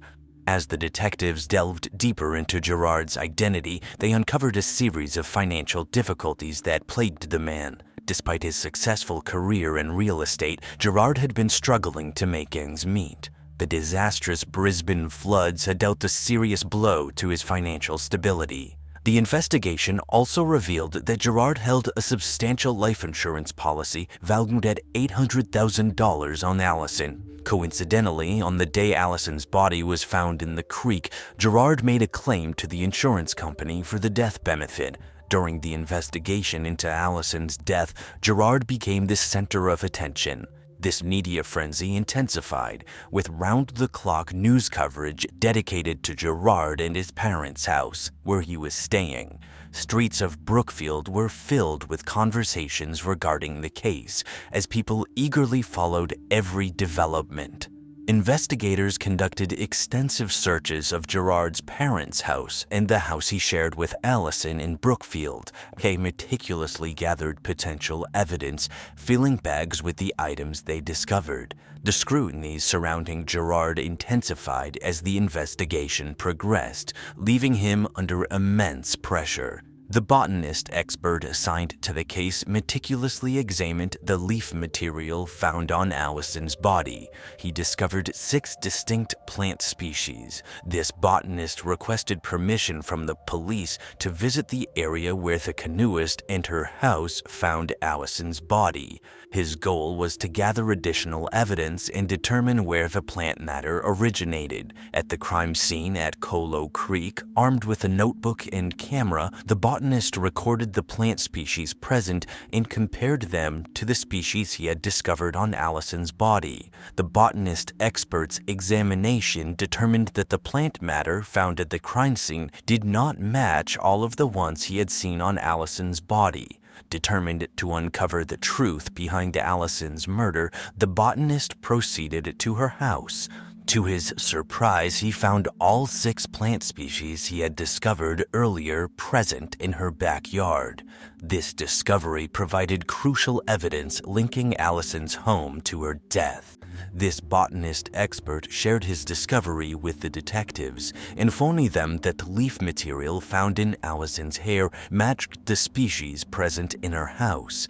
Based on the botanist expert's findings, the detectives speculated that Allison was likely killed somewhere on her back patio. The presence of plant matter from her home, as defined by the botanist, supported the theory that her body was then transported to Colo Creek. The detectives had a hunch that Allison had never gone for a walk on the day Gerard reported her missing.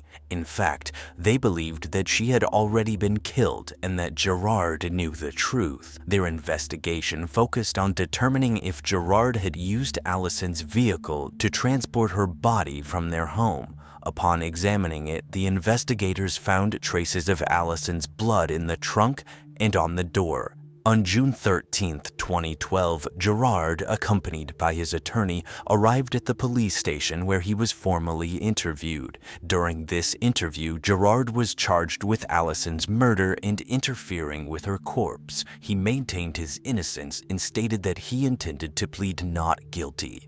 However, his application for bail was denied on June 22nd as the judge deemed him a significant flight risk.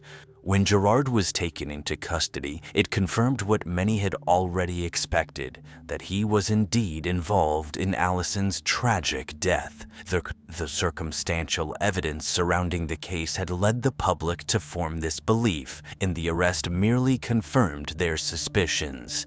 However, while the public was not surprised, they were also relieved. Gerard's arrest brought a sense of closure and reassurance to those who were affected by Allison's death. It was a step towards justice and retribution, providing solace to those who had loved Allison. The relief felt by the public was not necessarily rooted in the sense of satisfaction or gloating. It was more a relief that the truth had finally been revealed and that the perpetrator would be held accountable for their actions. Gerard's arrest provided a sense of security, knowing that a dangerous man was no longer a threat to society. 2 years after Gerard Baden-Clay was arrested, he went on trial on June 10, 2014, in the Brisbane Supreme Court. During the trial, the prosecution read aloud a portion of Allison's diary, which highlighted the struggles within her marriage with Gerard. The diary entries revealed the extent of Allison's insecurities about Gerard's affair and the emotional abuse she suffered.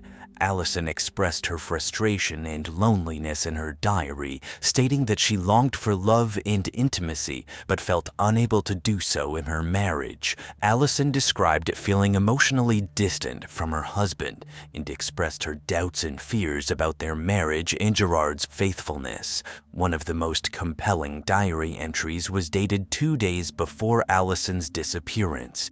In this entry, Allison wrote about how the idea of Gerard's affair made her feel sick and dirty. She described feeling betrayed and humiliated, stating that she could no longer tolerate the strain and distress caused by her husband's infidelity. Gerard's defense attorney argued that the evidence presented during the trial was circumstantial and failed to prove beyond a reasonable doubt that Gerard was guilty of murder. After 5 days of deliberation, the jurors returned a verdict of guilty on May 13, 2014. He was sentenced to life in prison and ordered to serve a minimum of 15 years before becoming eligible for parole. The Queensland Court of Appeals heard Gerard's appeal on August 7, 2015. Several months later, on December 8th, the court downgraded his conviction to manslaughter based on a review of the evidence presented at its trial. According to the appeals court, the evidence presented did not exclude a reasonable theory that there was a physical confrontation between Gerard and Allison, during which Gerard delivered a blow that caused her death and intended to cause her serious harm. Following the downgrading of Gerard's conviction, there was a strong public reaction. Proponents for the murder conviction held a rally on December 18th, during which they appealed to the High Court of Australia. Over 4,000 people gathered at King George Square in Brisbane to show their support for the appeal. However, some legal professionals defended the decision by the Court of Appeals to change Gerard's conviction from murder to manslaughter.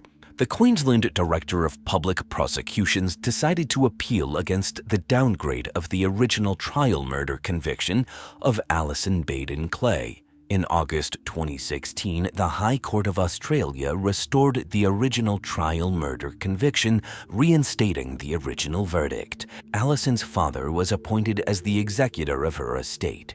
The court ruled that Gerard, Allison's husband, was not entitled to her life insurance policy payout. Instead, all the funds were directed towards her 3 daughters. In 2015, Allison's loved ones launched the Allison Baden-Clay Foundation. This organization aims to establish a community in Queensland that acknowledges and addresses the prevalence of domestic and family violence. The foundation's primary objective is to raise awareness about this issue and provide support for those affected by it. Allison's sister, Vanessa Fowler, spoke about her sister's unhappy 15-year marriage. Vanessa, who co-chaired Queensland's Domestic and Family Violence Prevention Council in 2021, decided to embark on a coercive control campaign as part of her efforts to raise awareness about this issue. In this role, Vanessa was able to shed light on the experiences of victims of domestic violence and advocate for positive change. Vanessa shared her insights with the Sunday Mail, stating that she believes Gerard's control over Allison began when she became a stay-at-home mom. Gerard's control over Allison became more apparent as he monitored her conversations through the baby monitor, controlled the family's finances, and even deleted the phone numbers of her loved ones on her cell phone and blocked them from calling their house.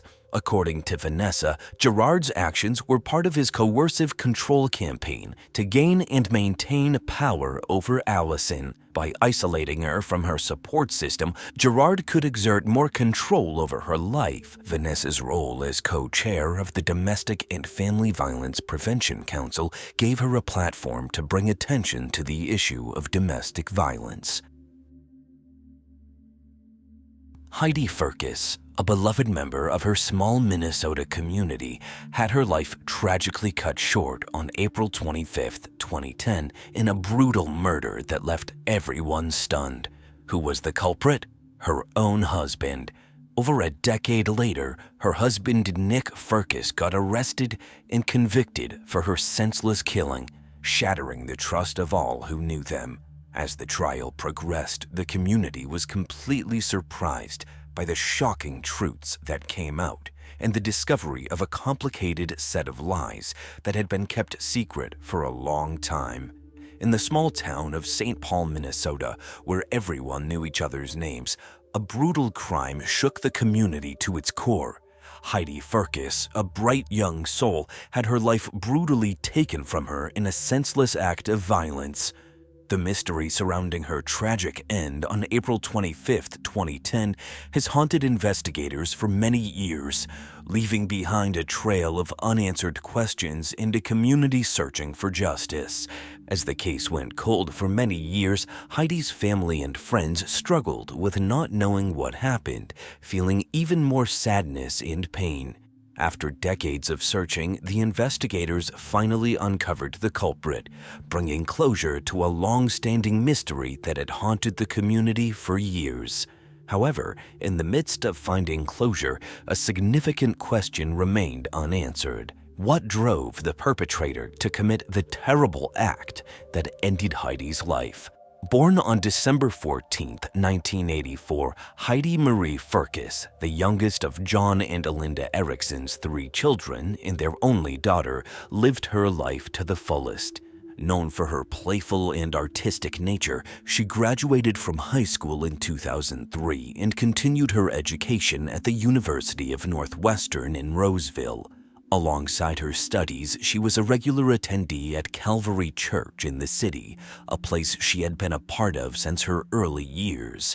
It was at this church where she met Nicholas Fiscus, also known as Nick, and together they took on the role of youth group leaders, serving their community with dedication and passion. Nicholas Fiscus was born on February 25, 1983, to Julie and Steve Fiscus. Nick, a driven and ambitious young man, dedicated his days to his work as the director of operations at a reputable carpet cleaning company. Known for his well-rounded personality and strong work ethic, he had found his true match in Heidi, a woman he had met at their shared place of worship, Calvary Church. In the year 2005, at the tender ages of 22 and 20 respectively, Nikki and Heidi made the joyous decision to take their relationship to the next level. Surrounded by their loved ones and the familiar walls of the church that had witnessed the blossoming of their love, they exchanged vows that sealed their commitment to one another. Nick and Heidi's marriage seemed flawless to those around them. The couple shared a passion for travel and biking, enjoying these activities together. They were active members of their church community and took pleasure in hosting dinner parties for their friends and loved ones. Heidi had recently begun working in an administrative role at a financial services firm where her father was employed. Nick and Heidi's relationship appeared strong and promising, with their bond growing even stronger over time. But no one knew behind the closed doors of their home, a different story unfolded. Heidi didn't know that her life was about to take a darker turn. On a fateful morning of April 25, 2010, Heidi called 911 from her home in St. Paul, Minnesota, saying someone had broken in. Only 38 seconds into the call, Heidi was giving her address when she suddenly yelled "no" and a gunshot was heard. 65 seconds after the initial gunshot, Nick Fiscus used Heidi's phone to contact the dispatcher. This is what he said. "Please, someone just broke into my house and shot me and my wife." While on the phone, Nick cried uncontrollably and repeatedly said, "Oh my Heidi," and "my wife is dead. Please get here." He also shouted, "No." When the police arrived at the scene, they found Heidi unresponsive in the kitchen with a gunshot wound at the back, while Nick was beside her on the floor, still talking to the 911 dispatcher. He was very upset and had been shot in the upper left leg. He told the police that 1 or 2 people had broken into their home. He grabbed his shotgun and tried to escape with his wife through the back door. As they ran towards the detached garage, the intruder managed to take the shotgun from him and then shot both Mick and Heidi. Tragically, Heidi was declared deceased at the scene, her life cut short by the events that unfolded. Meanwhile, Nick was quickly transported to the hospital for treatment and was questioned in the hospital by the police. Police asked Nick why he and Heidi left their bedroom, which was safer, to face the possible danger. He said they were just trying to get out of the house through the back door. Soon, Nick's wounds were treated in the hospital, and he was released in just 3 hours. Later, he was again interviewed in the police station about the incident. At the police station, Nick talked about what happened in detail. He said he remembers watching a movie with Heidi and having wine before going to bed around midnight. Nick said he woke up around 6:10 to 6:15 a.m. when he heard the screen door open and someone messing with the doorknob. The investigators questioned Nick about locking the deadbolt. He admitted that he and Heidi usually made sure to lock it, but he believed he had forgotten to do so that particular night. That night, after hearing the noises, Nick said he took his shotgun from the upstairs closet. He explained that he had brought it up from the basement a month ago because he noticed it was starting to rust. Nick mentioned that the shotgun was empty, but he loaded it when he heard the noises. After that, he woke up Heidi, asked her to call 911, and instructed her to leave the house and go to the garage where their cars were parked. He also shared that he and Heidi had a safety plan. If they ever faced trouble, they agreed to go to the garage where their cars were parked. Nick, who is right-handed, was holding a pair of jeans in his right hand and the shotgun in his left hand as he walked behind Heidi, guiding her toward the garage. Nick recounted that he and Heidi paused next to the front door to get her wallet from the table. It was at this moment he said that the door suddenly burst open. A tall, dark-skinned man, approximately 6 feet 1 inch tall and weighing between 200 to 220 pounds, came rushing in. He said the intruder was wearing a dark hooded sweatshirt with the hood pulled tightly around his face. Nick explained that he dropped the jeans, and the intruder seized the barrel of the shotgun. The two men then engaged in a physical struggle. During the altercation, the gun was shot. He said, "My finger accidentally slipped onto the trigger. She was running away, so I must have hit her in the back." Nick recounted that the shot struck Heidi, causing her to collapse immediately. He and the suspect continued fighting over the shotgun until it fired a second time. He stated that the second shot hit him in the upper thigh, causing him to fall to the ground. At that point, the intruder fled out the front door. He also told investigators that Heidi was unresponsive, and then he also lost his senses. Later, he also told police that their house was scheduled to be foreclosed on the very next day, and they had planned to inform their parents and friends about their situation that same day. Nick explained that he and Heidi had fallen behind on their bills, and their house had been foreclosed on and purchased by someone else. They were required to vacate the premises, but they had not shared this information with any of their friends or family. He mentioned that their plan was to pack up their house on Sunday and Monday morning, leaving some of their belongings in the garage to collect later. They intended to find someone to stay with for a while, but fate had something else for them. So, the once peaceful home was left with an air of tragedy, and the lives of Nick and Heidi were forever changed by the devastating events of that fateful morning. The investigation continued. Law enforcement secured the area and interviewed residents. None of the neighbors reported seeing anyone leaving the Fiscus residence. One neighbor, Brendan O'Connor, who was looking after kittens in a nearby house, informed the authorities that he heard an argument, followed by gunfire and a plea. "You shot her. You shot me. Please, please, no." Although no one witnessed the intruder leaving. After several weeks, Nick proceeded to give the police a sketch of the suspect, which was then shared with the public. Whose sketch was that? After speaking with the police, they released the description that Nick gave of the suspected intruder. A male, race unknown, between 6 feet to 6 feet 2 inches tall, weighing 200 to 220 pounds, wearing a dark, hooded sweatshirt. About 3 weeks later, the police showed a sketch made by an artist hired by Nick's lawyer based on the initial description. In this updated account, Nick specified that the individual was African American and estimated to be between 40 to 60 years of age. During the investigation, the search initially focused on finding an unidentified African American male intruder based on Nick's description. The authorities searched the area thoroughly, hoping to find any evidence or witnesses supporting Nick's story. The investigation into Heidi's death did not lead to any arrests or charges, leaving the case unresolved for many years. After many years, something shocking was revealed. Over 10 years passed with no resolution in Heidi's murder case. Nick seemed to have moved on, marrying Rachel and starting a family. Yet financial troubles resurfaced, leading to suspicions from Rachel about undisclosed problems. Rachel's concerns about their financial situation and Nick's reluctance to discuss it sparked her curiosity. She began to dig deeper, uncovering secrets and inconsistencies in Nick's past.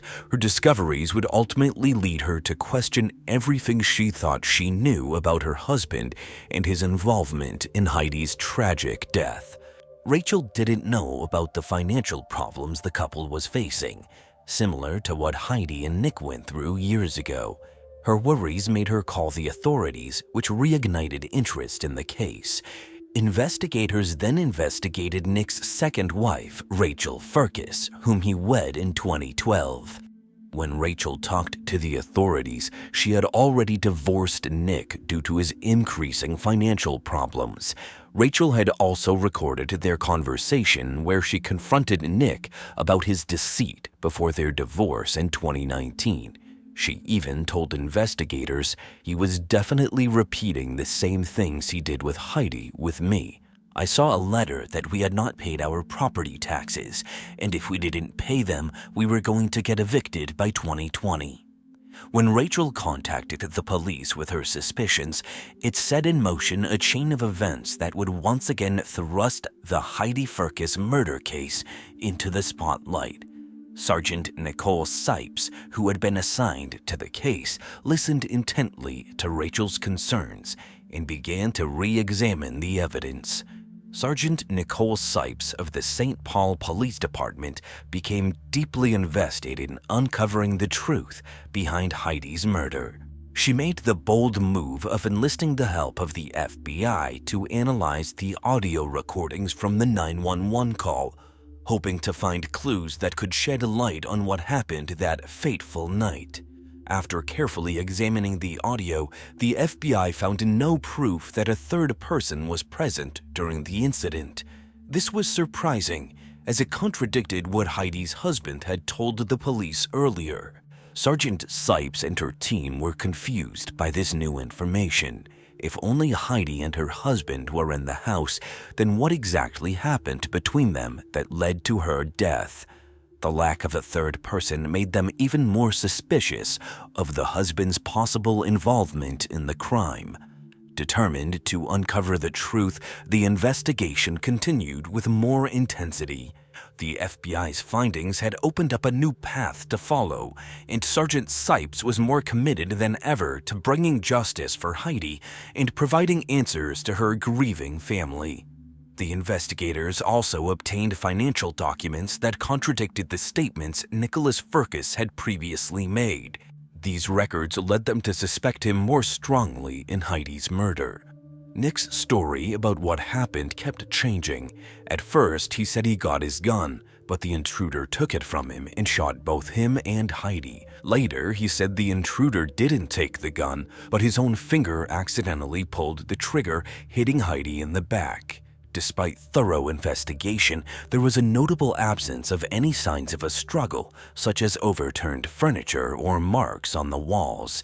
The forensic analysis of the scene contradicted Nick's account of the events, particularly regarding the trajectory of the shot that struck Heidi. Additionally, Heidi's 911 call did not mention seeing an intruder. The lack of evidence of a break-in or intruder at the crime scene also raised the investigators' suspicions. They believed this absence of clues was part of Nick's plan to cover up his involvement in Heidi's death. So, soon the arrest warrant was made for Nick Fiscus. On May 19, 2021, over a decade after Heidi's death, a SWAT team closed in on Nick Fiscus's home in Mounds View and arrested him.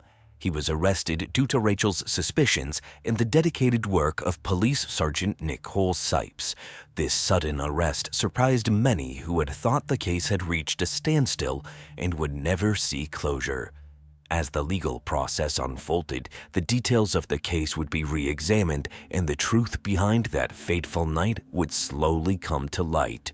The question on everyone's mind was, would Nick be held accountable for Heidi's tragic death? Soon after, Heidi's family released a statement in response to Nicholas's arrest. We're extremely grateful for all those who have worked so hard and long to get the case to this point, and also for everyone who has prayed and stood beside us all these years. We are hopeful that these charges will finally bring out the truth and result in justice for Heidi. Even though we know we can't have her back, we believe Heidi would want us to have the truth. God is honored by truth. Heidi's life and memory is further honored by truth. The family's words conveyed a mix of relief, gratitude, and a steadfast determination to uncover the truth. They acknowledged the tireless efforts of those who had never given up on the case and the unwavering support of the community. Their statement also expressed hope that the charges against Nick would lead to a resolution that would honor Heidi's memory and bring justice to her tragic death. When the case went to trial, Nick Fiscus maintained his innocence and entered a plea of not guilty. Additionally, the majority of his family, particularly his father, expressed their belief in his innocence. They asserted that Nick's deep love for Heidi would have prevented him from carrying out such a violent act, but the jury thought otherwise. On February 10, 2023, the unthinkable happened. Nick, the person Heidi trusted most, was convicted of her brutal murder. After agonizing over the evidence for 10 long hours, the jury delivered their verdict, leaving all who knew Heidi reeling in shock and disbelief. In the trial, the prosecution carefully presented a timeline showing a man overwhelmed by serious financial difficulties. They argued that Nick had hidden the full extent of their financial problems from Heidi and, fearing shame and conflict, resorted to ending her life. Additionally, the prosecution cast doubt on his story of a home invasion, suggesting it might have been a cover-up to deflect attention from himself. The prosecution presented compelling evidence during the trial, including the lack of signs of forced entry and inconsistencies in Nick's account. Perhaps the most persuasive piece of evidence was the conspicuous absence of DNA or physical proof indicating the presence of a third party, specifically the alleged intruder. This absence of evidence casts serious doubt on the validity of Nick's story. During the trial, prosecutor Rachel Craker stated that Nick Fiscus was unwilling to face the truth of his deception, leading him to commit a shocking act. He said, "He took Heidi's life and saved his reputation." But in Nick's defense, attorney Robert Richmond contended that the transition from financial distress to murder was illogical. He even said, "All of this psychobabble that killing his wife would somehow save his reputation makes no sense." After heated discussions in the trial, the moment of truth arrived as the jury deliberated over Nick's fate. The weight of the evidence, the emotional testimonies, and the legal arguments all culminated in a pivotal decision that would determine whether justice would be served for Heidi's tragic death. So, after extensive court proceedings and careful consideration of the evidence, the jury unanimously decided that Nick Fiscus was guilty of first-degree murder. On April 13, 2023, the judge handed down the harshest possible sentence. Nick would spend a life sentence without the possibility of parole. Despite being found guilty in a court of law, Nicholas Fiscus continues to assert that he had no involvement in his wife Heidi's tragic demise. He firmly stands by his claim of innocence, even after being sentenced for the crime. On the day of his sentencing, Nick said, "I recognize the pain and loss shared by everyone here today. Justice had been served, but at what cost?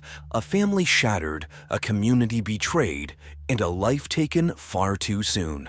The finality of it all was almost too much to bear." The verdict brought a sense of closure to Heidi's family and friends, but it also left them with the painful realization that the man they thought they knew was capable of such a heinous act. So you must be thinking, where is Nick now? Nick is currently serving his life sentence at the Minnesota Correctional Facility, located in St. Cloud, Minnesota. In the end, let me tell you what was the motive behind the killing. The main motive behind the killing remains unclear, leaving questions about what drove Nick to commit such a tragic act. However, the investigation revealed that in June 2009, Nick had been served with foreclosure papers on their house. The house was then sold at a sheriff's auction that same month, about 10 months before Heidi was killed. Eviction proceedings had started in February 2010, and hearing was scheduled for March 8, 2010, which Nicholas attended alone. The original lockout date was set for April 9, 2010. Nick called the attorneys and said his grandmother was in the hospital and about to die. He asked to have the lockout moved to April 26th. However, when investigators looked into this, they found no evidence that either of Nick's grandmothers was actually in hospital or died in 2010. So, when questioned by investigators whether Heidi knew about all this or not, Nick claimed that Heidi was fully aware of their dire financial circumstances. He went on to say that they had made plans together to move out of their foreclosed home and start a new life somewhere else. But things were not as they seemed. The shocking truth came to light by the prosecutors. He had hidden their financial struggles from his wife and tragically ended her life before she could ever learn the harsh reality. Rather than being honest with his wife and working together to find a solution, Nick resorted to the unthinkable. Prosecutors said Nick killed his wife because he was too ashamed to tell her about their money problems. This included $18,000 in credit card debt and 22 months of late mortgage payments. Prosecutors argued that he killed Heidi because he was too ashamed and afraid to face the reality of their situation. By ending her life, he saved himself from having to confront the consequences of his own deception. Yet, even as justice was served, the pain and loss felt by Heidi's loved ones remained. No amount of legal retribution could undo the harm done or bring back the vibrant life that was so cruelly taken. No one could have imagined that the person Heidi trusted most would be the one to take her life, but that is exactly what happened in her tragic case. Angela Craig was poisoned and declared brain dead on March 18, 2023. The culprit? Her own husband, James. The Craig family lived a seemingly average life.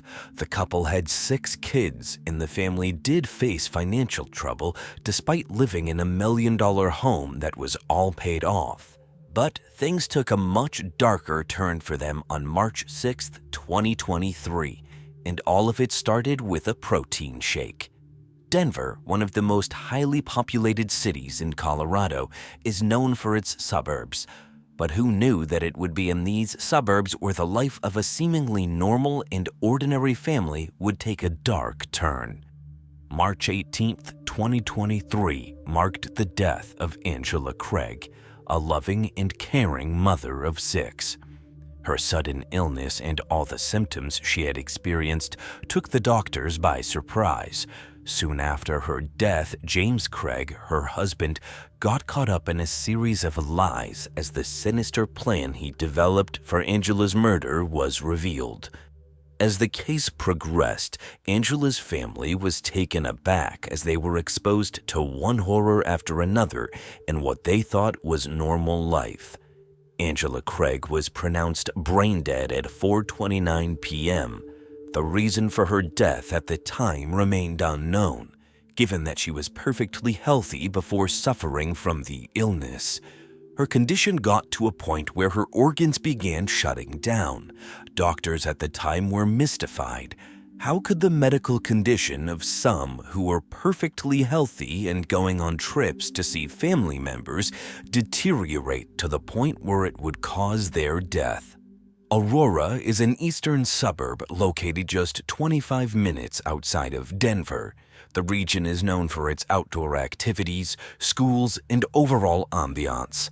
Within that town lived a family of 8, James and Angela Craig and their 6 children, named Tolliver, Mira, Belle, Violet, Nora, and Cleo. James and Angela got married in 1999. At the time, they were 20 and 21, madly in love, and wanted to start a family together. Both of them were originally from Dodge City, Kansas, and had moved to Denver, Colorado after James had finished dental school and teaching at UMKC in 2006. In Denver, James started practicing at Summerbrook Dental, and Angela would help out at the facility when needed. Summerbrook Dental soon became the best option in the region. Apart from dentistry, the Craigs were known to be active members of the LDS and Mormon Church. At the church, Angela took on many roles, including being a teacher, a choir director, a youth organization leader, and a family history consultant. Out of all these roles, her favorite was being a family history consultant, as it involved helping families figure out their history and perform temple ordinances on his behalf.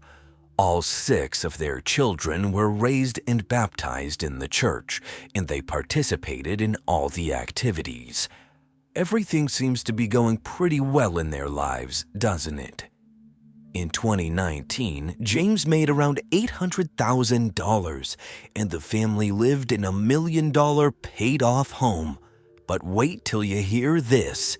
The same year, he took a $675,000 and a $242,000 loan against his house. Despite his income, the family did face financial difficulties. He had taken out these loans to fix things, but the opposite happened. He ended up owing $315,000 to the IRS, had $200,000 in credit card debt, and over $750,000 in other types of debt, which included some bad investments in cryptocurrencies. The following year, his total debt amounted to $2.2 million, and he had to file for bankruptcy. In 2022, Summerbrook Dental began experiencing financial difficulties of its own and wasn't keen on keeping him on board. He realized that he would have to file for bankruptcy again. However, it was at that time that his dental school friend Ryan stepped in. Ryan acquired Summerbrook Dental, and the two officially became business partners. Both Ryan and James and their families had always been best friends, but in 2022, James began to confide in Ryan more than ever before. On the morning of March 6, 2023, both James and Angela got up early to work out, and each had a protein shake. Later in the morning, James received a text message from Angela, who wasn't feeling well. In the text, she'd asked him if he had added extra vitamins to her protein shake as she was feeling dizzy. To this, James responded that he'd added in a full scoop of caffeine and 1 big scoop of B vitamins, and that he was feeling a bit shaky too. However, Angela told him that she only takes 1 small scoop of the B vitamins. As the two continued to talk, Angela told James that she felt as if she had been drugged. The response James sent to this message will make you think about whether the Craig family was actually living a normal life or not. His response to the text was, "Given our history, I know that must be triggering. Just for the record, I didn't drug you. I am super worried though. You looked really pale before I left, like in your lips even." This is quite an unusual thing to say, but we'll get into it later on in the video. On March 6th, Angela was eventually admitted to the Parker Adventist Hospital as the symptoms were not going away.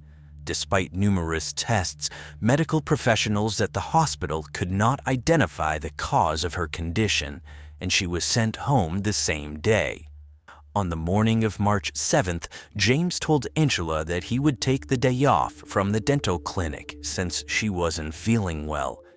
Angela, however, aware of the family's financial situation, told James that he should go to work instead and that everything would be okay. Both of them continued to communicate via text throughout the entire day. She told him that it was probably just sickness and that she planned on reaching out to her primary care doctor. During the day, she also sent him a text that read, I'm kind of wondering if maybe I had a sinus infection, and I didn't really even notice because I got so used to them and it turned into an inner ear infection, and that's why it felt like it came on all of a sudden. As the two of them continued to talk, Angela told James that earlier in the day she had passed out in the kitchen, and that the only thing she remembered about the incident was their daughter Violet screaming. After hearing this, James told her that she should call 911, but she refused. At that time, James talked to a person named Matt and discussed Angie's condition with him. According to Matt, the symptoms she was experiencing lined up with diabetes. He recommended that Angie should call a new primary doctor, mentioning that she's a new diabetic and that she needs to be seen sooner rather than later. However, Angie called her own doctor to make an appointment. She even texted James, telling him not to use those words and that he told Matt to stick it. Angela then scheduled an appointment for Friday, March 10th, but later moved to Thursday so that she could be seen earlier. Both of them spent the night of the 7th watching TV and snuggling, hoping for a better tomorrow. A day after passing out in the kitchen, Angela started to feel better on March 8th, but was still unaware of the devious plan her husband had set in motion. The improvements she experienced on March 8th were short-lived. The following day, she began to feel cold, tired, shaky, weak, and dizzy.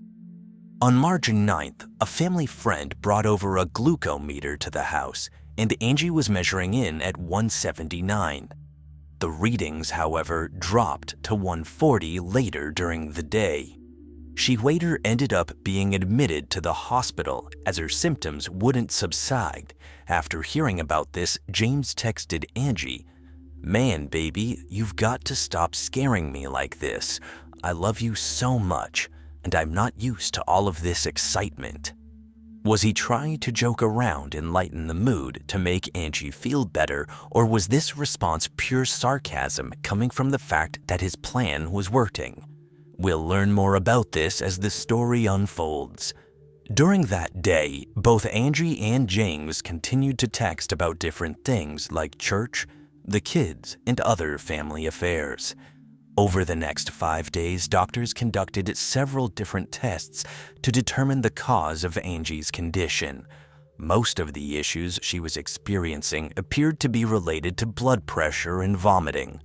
During that time, family members and friends pitched in, helped out with the kids, brought meals, and were there for Angie when needed. James also begins to have frequent conversations with Ryan's wife, Michelle, who has a PhD in nursing and was also working as a professor. She was also trying to figure out the answer to what was happening to Angie. However, she was also unaware of the plan that James had initiated. On March 10th, James told Michelle that not having any answers was becoming pretty rough. He also mentioned that one of the main problems Angie was experiencing was her blood pressure, which at the time was 100/60, and prior to that was 56/44. He also mentioned that the doctors would keep her for one more night. During the conversation, he emphasized that his main concern was how Angie must be feeling. But given what we know about his plans, this was probably just an attempt to gain sympathy. Over the next few days, James had shown tremendous care towards Angie and the kids and did everything he had to get the family through the rough time. One of the times when he visited the hospital, he even told Angie that he was sorry for not bringing any flowers. However, all of this could have just been a part of his master plan, as it would have helped avoid suspicion when he'd actually succeeded with his motives. Angela would stay admitted at the hospital until March 14th. After doctors were unable to determine what caused her condition, she was sent home with an oxygen tank with instructions to use it full time. When she got back home, she texted James jokingly and said that he'd married an old lady who was now in an oxygen tank. When Angie got back, the children and everyone else hoped this would be the end of the trauma. The Craig family still didn't have a diagnosis about what had happened, but Angie was doing better. She felt stable and wasn't vomiting. However, all of this turned out to be false hope, as her improvements were short-lived. On the morning of March 15th and around 11 a.m., Angie's brother rushed her to the University of Colorado Hospital's emergency room. At this point, everyone was desperate for answers, but no one was aware of the horrendous act James had committed to cause all of this. He arrived at the hospital soon after Angela had been admitted. She complained of a severe headache and dizziness. A few hours later, at around 2 p.m., Angela had a seizure and her condition began to decline. Doctors at the University of Colorado had failed to incubate her, and she was suffering from intracranial pressure, which essentially means that there was an issue with the blood flow to her brain. In addition, her pupils were also unresponsive. Given her condition, she was moved to the intensive care unit, ICU, and doctors stated that her condition was dire. As all of this was going on, James texted Michelle 2 pictures of Angie and told her that Angie's condition had gotten quite worse. Her blood pressure was 55/44, and SOP2 was 84. He also told her that the doctors had stated Angie should have been mentally responsive by then, but she wasn't.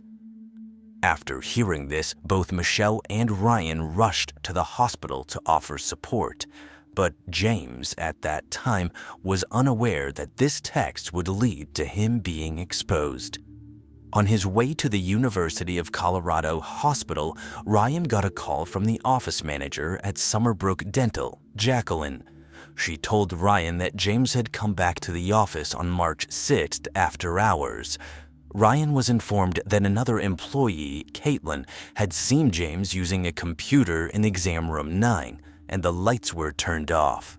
It seems like a regular office thing at first, right? But James had no reason to be using that computer, since he had one in his own office and used to frequently bring his own laptop to Summerbrook Dental. After leaving the office that day, James texted Caitlin that he would be receiving a personal package at the office and that she was not to open it. The package arrived at the office on March 13th and was opened by another employee who was unaware of it being a personal item. Inside was a foil square with a biohazard warning and a slip labeled potassium cyanide. The employee resealed the package and handed it over to James. When Caitlin heard about Angie's condition, she became suspicious and talked to Jacqueline. The reasons for suspicion? Well, you see, she had previously experienced symptoms of ingesting potassium cyanide, and her symptoms included nausea, low blood pressure, and vomiting. It was pretty much the same thing Angie had been experiencing ever since she took that protein shake. At the time, she recalled James telling her that Angie had accused him of poisoning her when she was sick, and that James had even said that there are poisons hospitals don't even test for. She also remembered that James had told Angie he wanted a divorce. It's worth mentioning here that both James and Angela were having relationship problems, most of which were because of James. He had been addicted to porn since his teenage years, had gambling issues, and was exposed to several affairs. Both Ryan and Michelle arrived at the hospital separately and talked to James for a short while. Ryan went over to one of the nurses and told her everything he had just learned from Jacqueline on the phone, including the fact that he suspected Angie had been poisoned by her husband. Afterward, both Ryan and Michelle stayed with James as he spoke to the doctors about Angie's prognosis and dealt with emotions of what they were telling him. Although both Ryan and Michelle had arrived at the hospital separately, they went to one of their cars together. While in the car, Ryan received a phone call from James. He wanted to know if Ryan had talked to anyone at the hospital. On the call, he admitted to sharing information about the package. James argued that the package contained a ring for Angela, but Ryan, who knew the truth, claimed that the package in fact did not contain a ring. James questioned his claims by saying that he couldn't have known what was in the package since it had never been opened. However, Ryan told him that the package had been opened and then asked him why he had ordered potassium cyanide. At this point, James came up with a new story. He told Ryan that he had ordered the potassium cyanide because Angie had asked him to, since she didn't have the right credentials to place an order. However, he had never thought Angie would actually end up using it. Ryan, who had a pretty clear idea of what had happened, told James to stop talking and get a lawyer. The nurse that Ryan had talked to was a mandated reporter and had informed the police, which triggered an investigation. Police arrived at the hospital just after midnight on March 16th. By that time, Angela was in a coma, and doctors were not sure whether she'd make it through the night. After talking with the hospital staff, detectives learned that there had been no change in Angie's condition. These spoke to Ryan in the shell, whose stories matched up. In addition, they also asked Caitlin to come to the Aurora police station and make a statement. Given that James and Angie had minor children, a CPS investigation was also triggered. During the investigation, the kids were given time to go and see Angie. However, she had made no progress by that time, so it was basically a time to say goodbye. The kids were initially allowed to say goodbye at 6:45 p.m. However, due to the ongoing investigation, they had to wait until 10 p.m. Angela was pronounced brain dead on March 18th at 4:29 p.m., and James was the one who opted to pull the plug. James was eager to not have an autopsy performed on Angela's body and wanted a cremation as soon as possible. The investigation, however, had begun before she was pronounced brain dead. The investigation revealed that Angela had 3 different substances in her blood: potassium cyanide, arsenic, and tetrahydrolazine. Given this, her death was declared a homicide, and James Craig was arrested and charged with first-degree murder. The police investigation started on March 16th. They were able to get search warrants for his home, dental office, and devices. Some of the items seized from his residence included a computer tablet, a water bottle on an exercise bike, multiple types of powdered protein, and 2 unlabeled plastic bags containing a white powdery substance. The police interviewed James and his children individually, and the Child Protective Services (CPS) worker contacted them as well. The worker stated that James had told them that Angela had considered suicide and that he had revived her after several suicide attempts. James also mentioned he asked Angela for a divorce in December 2022, and her depression got worse after. The caseworker was compelled to report James mentioning Angela overdosing on opioids and that her toxicology reports would have something unusual in them. The children, however, didn't report anything similar. The oldest one was aged 20, and it's very unlikely that Angela's depression and suicide attempts would have gone unnoticed. In addition, James never sought any medical or psychiatric help for Angie. One of the messages retrieved from his device was sent to Ryan.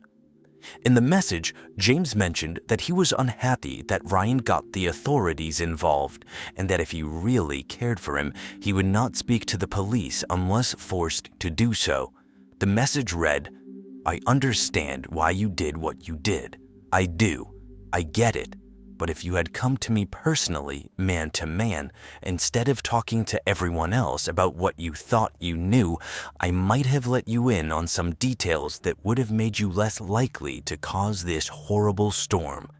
If you had only put me higher on your list of priorities instead of putting everyone else's opinions and gossip ahead of me. For that, I am very, very mad at you."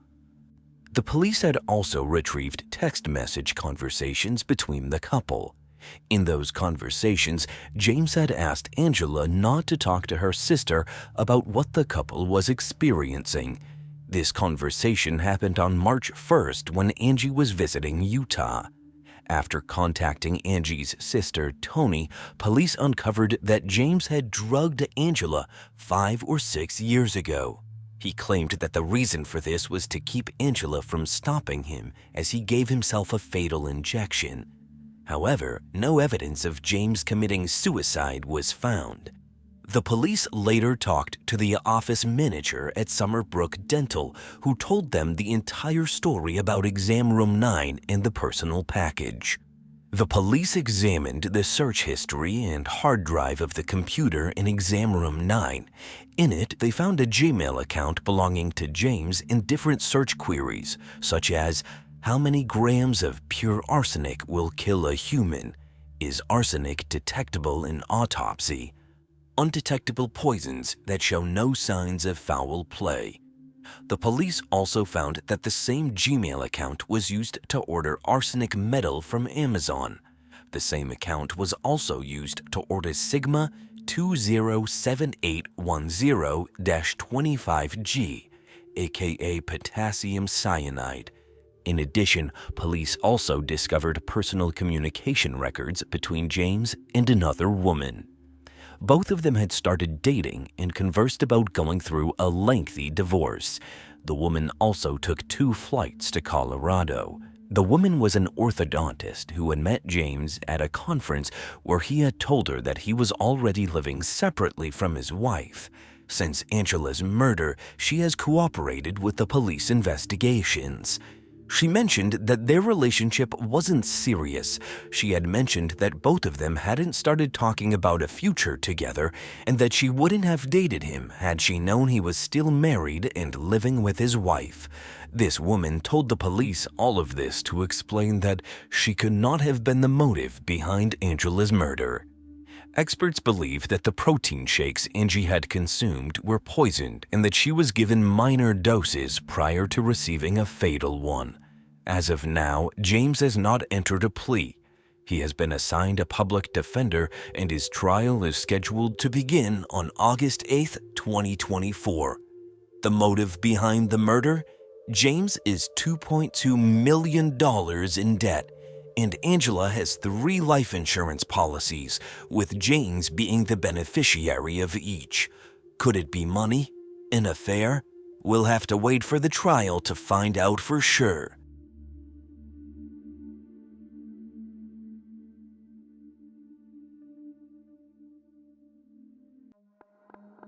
The weather was warm and clear that morning. Celia Barkin, a Rosamina, 22, decided to go to Coldwater Golf Lens Club to play golf before her university classes. On the way, she had a conversation with her mother. The woman, as if sensing something wrong, asked her daughter if everything was okay and safe on the course, to which Celia confidently answered yes. The girl was sure she was perfectly safe. There were many people around, but unfortunately, there are no absolutely safe places, and soon the talented athlete became the victim of a heinous crime. Celia was born July 6, 1996, in Point San Miguel, a village in Cantabria in northern Spain, where 8 generations of their family have lived. She moved to Iowa thanks to an athletic golf scholarship. Celia was faced with a large choice of universities offering her tuition as a talented athlete. But among all the cities, she chose Ames, Iowa, with a population of 65,000. It was quiet, cozy, and reminded her of her hometown in Spain. Of course, at that moment she did not know that this choice would be fatal, and this town would be her last refuge. Celia had a great relationship with her family who stayed in her homeland. Her parents, Mariam Aruzamena and Marcos Barkin, had 2 children, Celia and Andres. The girl's father was a butcher, and her mother was a salesman in a clothing store. But after the birth of children, she became a housewife, engaged in the upbringing of children and household chores. The family was not rich. They lived modestly, but they were friendly and strong. Children were their priority, and their mother and father made every effort to ensure that they received a good education and settled down in life. Andres went to law school, and Celia, who was a successful golfer, won a scholarship to the United States. Her love of golf was instilled in her by her mother, who loved the sport. As a child, Celia was much smaller than other girls her age, so she had to adapt and use certain techniques to win. When the girl grew up, she was petite, and worked tirelessly on her game considering her short stature. She dreamed of becoming a professional and successful golfer, but not to become popular. She was desperate to succeed in the sport to make life easier for her parents. The girl constantly talked about how she wanted to buy them a house and take care of them. For this purpose, Celia practiced a lot to get good results. Having received many titles and awards, she won victories in various competitions. Celia won the European Women's Amateur Championship in Slovenia in June 2018, finished second in the women's team golf competition in Europe, was the 2018 Confederation Big 12 Women's Golf Champion in the United States, and the 2018 Iowa State Athlete of the Year. There were high hopes for her, and the girl was prophesied to have a great future. When Celia moved to the United States, her relationship with her family did not change. She communicated with her parents every day, sometimes even 4 or 5 times a day when she had free time. Celia missed her family very much. The obligatory ritual was an evening call before going to bed to say goodnight to each other and share successes of the day. During vacations, the girl would come to visit her family in Spain. Even on vacation in her home country, the girl continued to train hard to improve her skills. Her mother supported her daughter's passion and often trained with her. Celia was well settled in Iowa. She lived with her boyfriend, Carlos Negri Nabalanes, in a rented apartment. Their relationship has its own interesting history.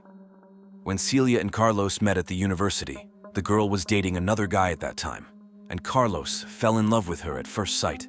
Her charming smile, piercing gaze, cheerfulness and kindness won his heart, and purposeful character and perseverance caused great respect.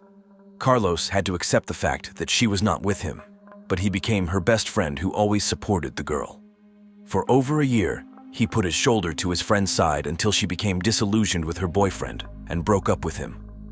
Carlos finally confessed his feelings after another walk together, and Celia pulled him by his shirt, kissed him, and without saying a word, just drove away in a car. The guy was so happy that she reciprocated him that he just ran and screamed around the dormitory from happiness. That's how their romance began.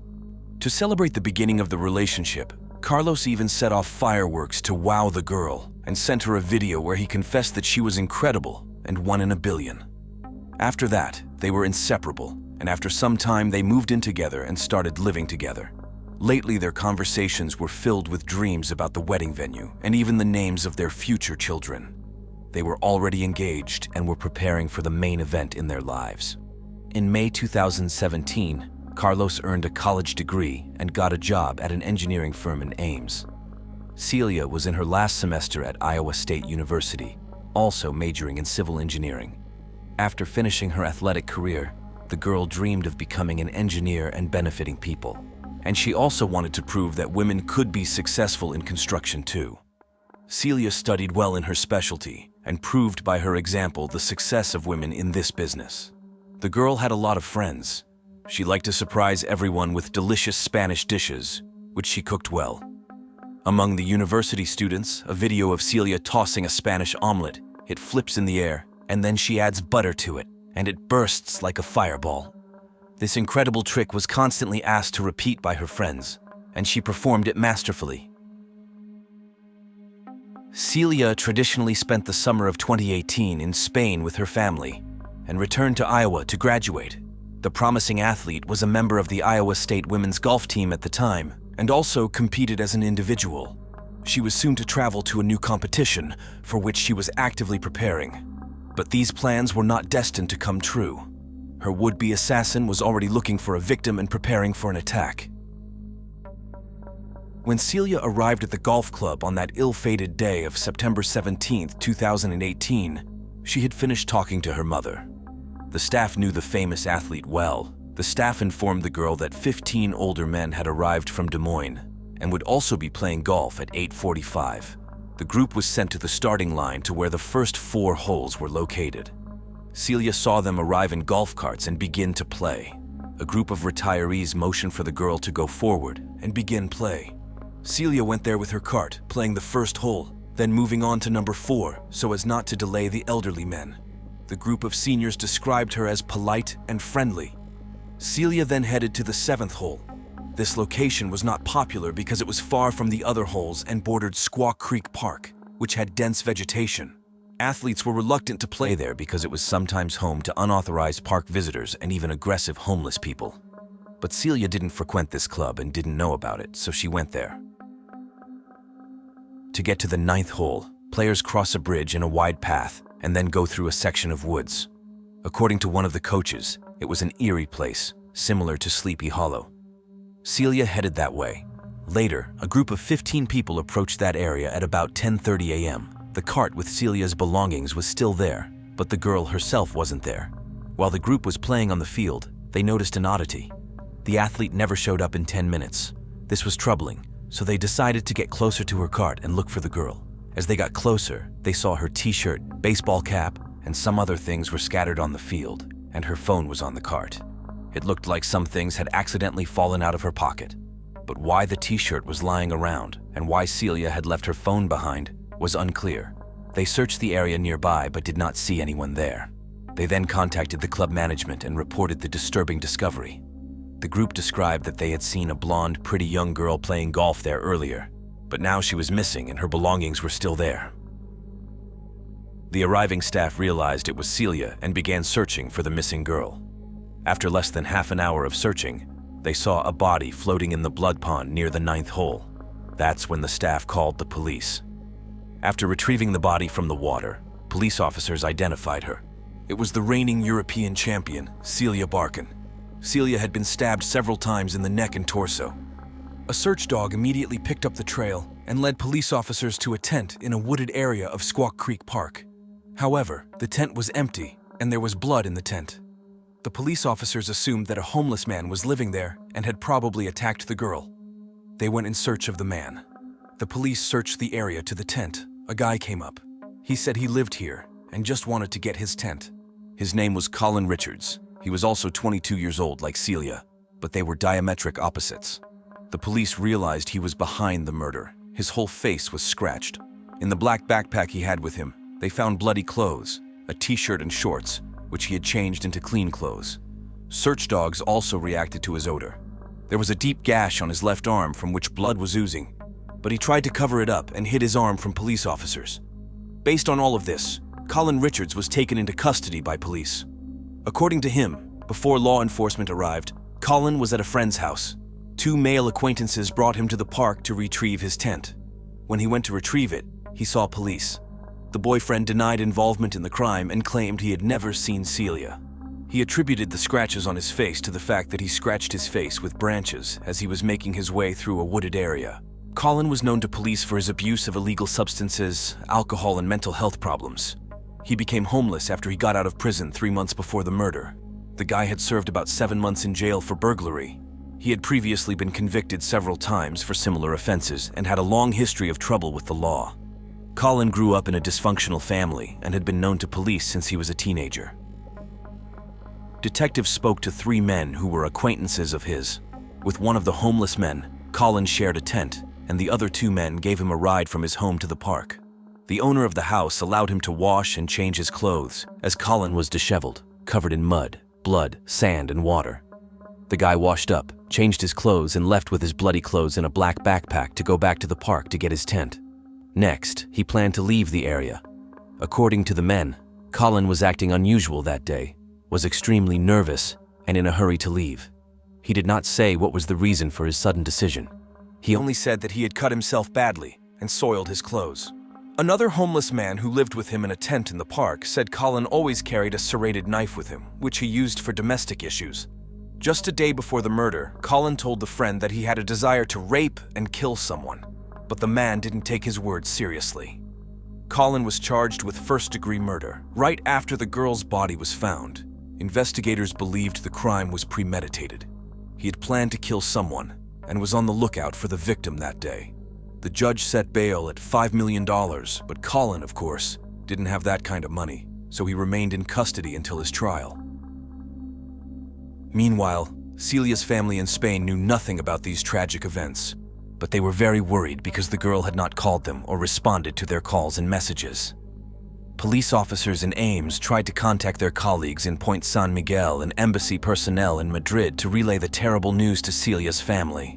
But it was past midnight in Spain and no one was at work. No one was answering the phone. so the coach of the murdered had to make the hardest phone call of his life. After several hours of silence, the parents learned that their daughter had been brutally murdered. Later, a serrated knife was found in a wooded area, which had fingerprints and DNA of the homeless man. Also, blood of the deceased under the victim's fingernails were particles of Colin's skin, so it was possible to prove that these scratches were inflicted on him, not by branches, but by the deceased. Despite the fact that the homeless man initially denied his guilt, later, under the pressure of evidence, he admitted that he was guilty. He said that he had taken substances that day and was not thinking clearly.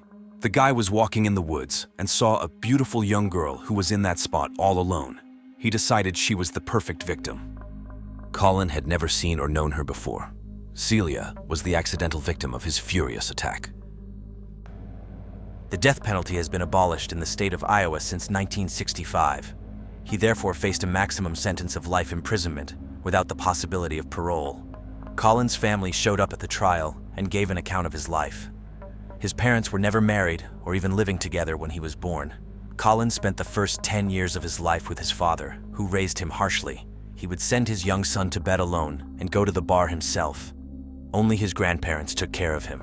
The mother then contested custody and took her son in with her. At that time, she had already married another man and had 2 more children.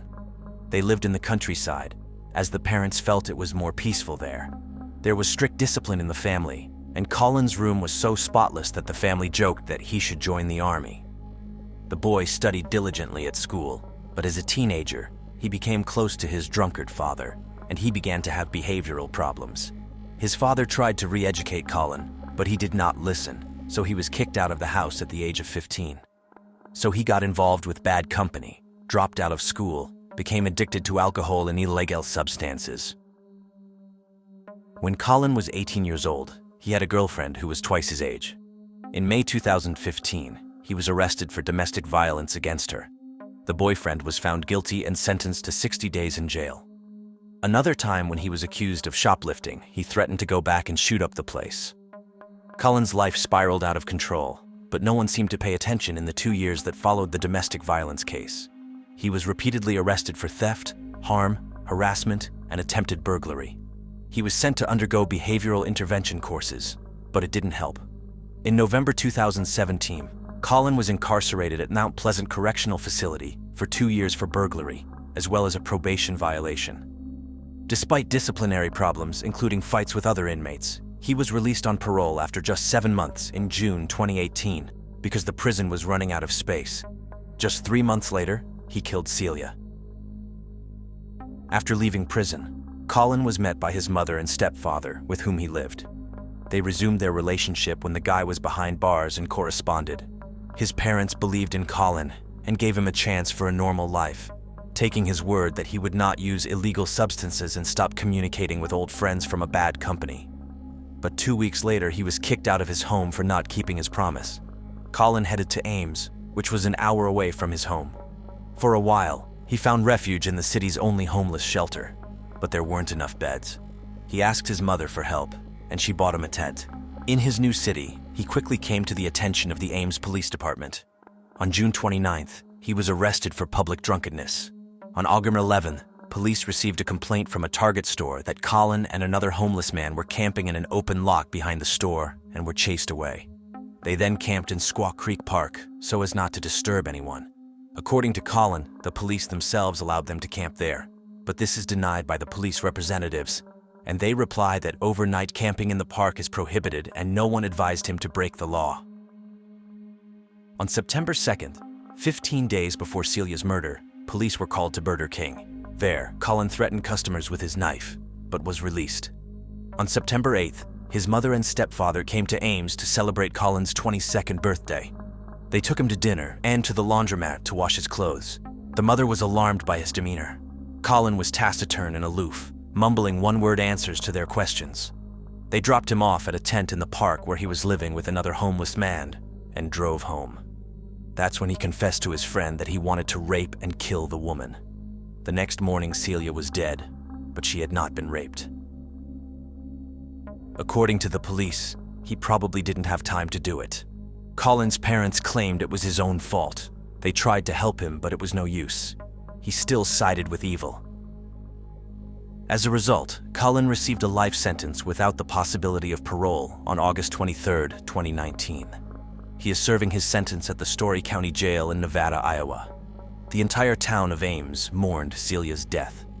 Thousands gathered for a candlelight farewell ceremony to honor the talented athlete. Celia's family was shocked by the news of their daughter's murder. They were outraged that a lowlife who had achieved nothing in life and aspired to nothing had so cruelly taken the life of a talented and promising athlete who had a great future ahead of her. Collins certainly didn't value Celia's life in any way. He had chosen her at random that day and killed her because he had a strong desire to do so, and she was the right one. The family of the deceased was pleased with the verdict, and the fact that the perpetrator was found quickly and was unable to harm anyone else. Now he will never be able to go free. They only regret letting their daughter go so far away, even though it was her dream. Statistically, the US is not safe. The per capita murder rate in the US is 26 times higher than Spain, whereas in their small town in Spain, the last murder was 100 years ago. All to blame, the family believes, is the widespread availability of illegal substances, which are literally at every turn, and this has led to an increase in violence. Her parents have kept Celia's room exactly as she left it, with one notable addition: an engineering degree posthumously awarded by the state of Iowa. They often stroll through the local golf club and remember when their daughter took her first steps in the sport here. The community of the small town of Ames, including the university administration and students, were outraged by this crime. Particularly outraged was the fact that the golf course bordered a wooded area and had no fencing. As a result of the golf club's negligence, the girl's life was put in danger. As it turned out, this was not the first murder case in that neighborhood. In 2008, a stabbing broke out in which one man was killed and the homeless assailant was found guilty of murder. It is unknown if measures were taken by the golf club to ensure the safety of players on holes 7 and 9. Celia's boyfriend, Carlos, after the death of his beloved, could not stay in the city, where everything around him reminded him of her.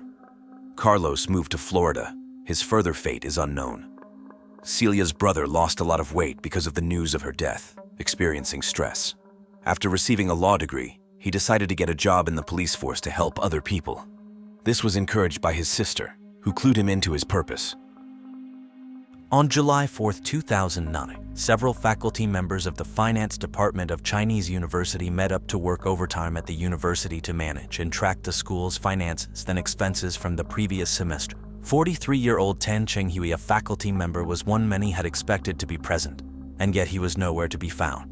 A man simply referred to as Ma called Chenghui's mobile phone at 11 a.m., but nobody answered. The workload was too heavy for Ma to get too concerned, and he initially wasn't worried because Chenghui's family had adopted a stray dog. However, their dog had a skin disease, and Chenghui had planned to take the dog to the vet, so Ma wasn't worried and assumed that's what he did. On July 5th, the university's finance department held its work meeting, but Chenghui failed to show up for a second time. Ma once again called his mobile phone and once again was met with no answer. Ma, unfortunately, didn't know his landline phone, so he couldn't call that. On July 6th, it had been 2 days of Ma not showing up to work nor having any contact with his coworkers. Eventually, one of his coworkers reported the situation to the university's finance department.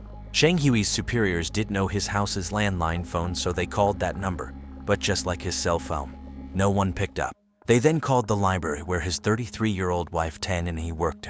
According to the library staff, she was absent from work too and didn't book any days off. The couple were from Zhongshan in mainland China's Guangdong province and were married for 11 years. 11 years prior, and he gave birth to their eldest daughter, 10-year-old Tan Zai, and later their youngest daughter, 7-year-old Tan Ziawei.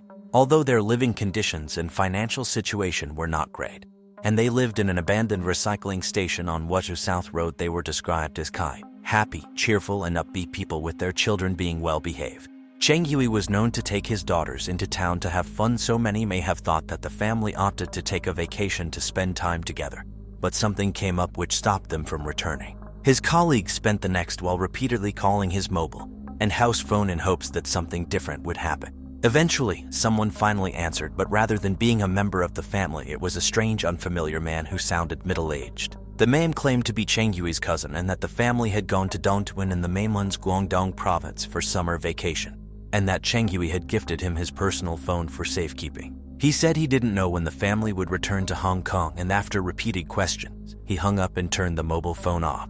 The only thing this call succeeded in doing was making Cheng Yui's co-workers even more suspicious and worried. Cheng Yui was always diligent and measured, having never left work without reason, and if he were to go on a vacation with his children, he would have worked things out with their school first. The family also took care of 9 stray dogs, which left the question of who would be caring for them if they went away to the mainland and how they would afford their vacation to China. Cheng Yui also used to live with his parents, a father who was a sailor and his mother who worked at a paper mill. However, his father went missing without a trace and was never found, leading to his mother going ill, which left her in a nursing home.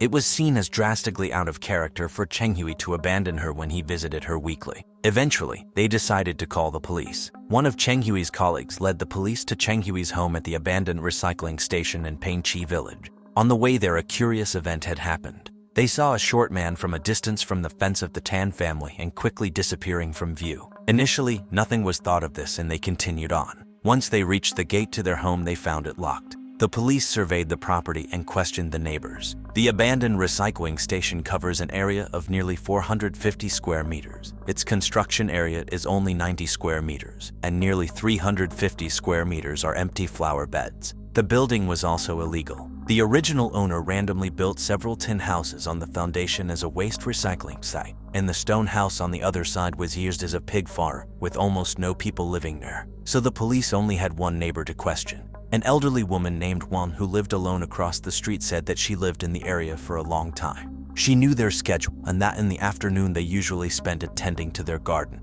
But aside from that, she didn't know too much about their personal lives. She said that due to the remote location, the family didn't have many relatives coming to visit. The only acquaintance of theirs that she knew of was Cheng Yui's middle-aged cousin, simply named Zhu. Wang didn't know much about suicide from overhearing Ani mentioning that Cheng Yui's uncle lived in a nearby stone house. Cheng Yui's colleague told the police about his phone being answered by his cousin, with the police assuming that the man on the other end was Zhu. Wang didn't know Zhu's address or the address of this uncle, but she did hear cries of help from the house on July 5th, so the police mobilized several officers to conduct door-to-door inquiries in Pingqi village. Investigators later that same day managed to track the man down at a stone house at 74 Wazhu Road. The man was 42-year-old Zhu Shenki, and he confirmed that he was Cheng Yui's cousin. He said that he usually visited the family home to help renovate and work on the garden, and when asked about the contents of the phone call, he stood by his story that the family went to China for vacation.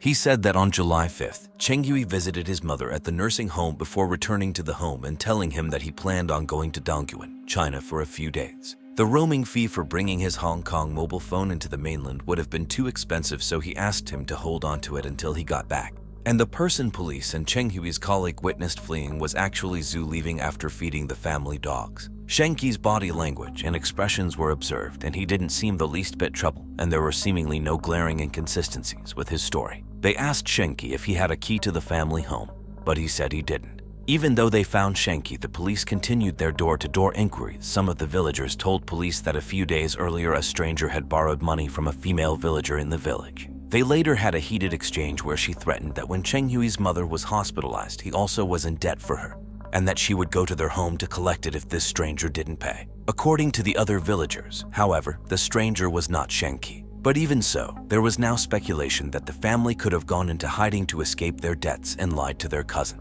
Or so they thought. When the police asked the villagers about Shenki, that is when they learned that he lied. The villagers confirmed that Shenki regularly went to the area to maintain and work on the home, and that he was always able to open the gate and door on his own despite no one else being home. To the police, this meant that he must have had a key or access to the home. In fact, he did, because Wang witnessed Cheng Yui hand the key to Shenki. He left the key at the university office and asked Shenki to pick it up for him, and Wang witnessed this exchange. The police returned to Shenki's home and asked for the key. He again denied owning one and said that he used a spare key for renovations, which he returned and thus didn't have access to, as Shenki was far less collected compared to his last line of questioning. Shenki was also deliberately avoiding key details, so when the police threatened to search his home, Shenki became panicked and suddenly remembered that he had another house key that he didn't return. He retrieved the key from his dresser and gave it to the police. Despite his suspicious behavior, there was no direct evidence linking Shenki to the disappearance of the family. So the police put him under surveillance while continuing the investigation while using the spare key to investigate the home. The inside of the home was a mess and clearly had been ransacked. Investigators also found several fresh bloodstains on the wall. Judging by the spread of the bloodstains, someone had likely been killed on the property. When police went to the kitchen, they found a sink full of dirty dishes, which poked more holes into the story that they went to China, as they would have left their house a mess before leaving. Inside the couple's master bedroom, the police discovered the family's ID cards in the dresser. The head investigator contacted the border crossing office, and according to them, the family never left Hong Kong. They continued to search the house and found a blood-stained shirt in a side room and a blood-stained plastic hollow water pipe in the corner. The police used sniffer dogs to try and find more evidence, or maybe even the family themselves. The dogs picked up a scent and 9 meters away found bloodstains under freshly turned over soil. And lastly, even though it was summer vacation, the couple's daughters Sail and Zyle had signed up for summer school, meaning they wouldn't be on vacation. It became obvious that the family had become victims of foul play, and soon a dedicated task force was established to investigate the case. As it turned out, though, no investigation actually needed to take place. The police, due to the late hour, simply cordoned off the scene and blocked the entrance and exit of Pingqi village to outsiders while placing Shenki under house arrest as the main suspect. Shenki quickly confessed. According to Shenki, he was from Huangpu in Guangdong province and usually lived with his sister, wife, and a 15-year-old and 16-year-old son who suffered from memory problems. He used to make a living from motorcycles in Zhongshan City, but in 2006, Guangdong's ban on motorcycles for obvious reasons led to a drop in sales in Inca.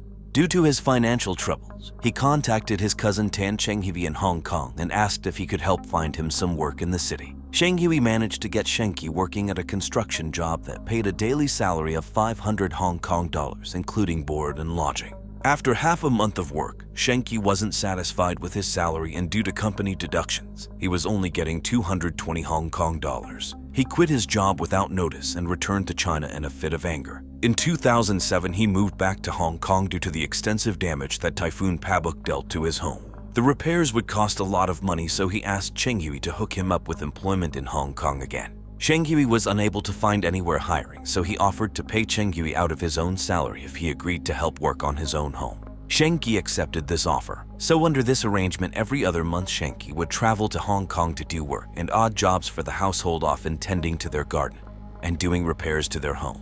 Then, according to Shenki, he and An began to have an affair behind Chenghui's back, which was discovered by Chenghui. On July 3rd, Shenki went to Hong Kong, and on July 5th took Chenghui to the nursing home to visit his mother. Shenki then snuck out of the nursing home to return home and continue his affair with An, only for Chenghui to unexpectedly return home early. A furious Chenghui charged toward him and tackled him with Shenki, saying he had murderous intent in his eyes. In desperation, he grabbed a 25 centimeters long fruit knife and stabbed Chenghui until he fell into a pool of blood dead. An was understandably terrified by what just happened and wanted to go to the police. Shenki said that he couldn't let that happen, and since he couldn't dissuade An, he decided to kill her too. He found some wires in the corner of the room and charged toward her, knocking her to the ground and tying her hands behind her back. She then covered her mouth and nose with tape and covered her head with a plastic bag. Before this happened, the couple's 2 children were in a bedroom watching cartoons. She screamed at them to run away, but instead ran towards their mother and saw their father dead and Shenki in the process of killing their mother. They too ran into their room crying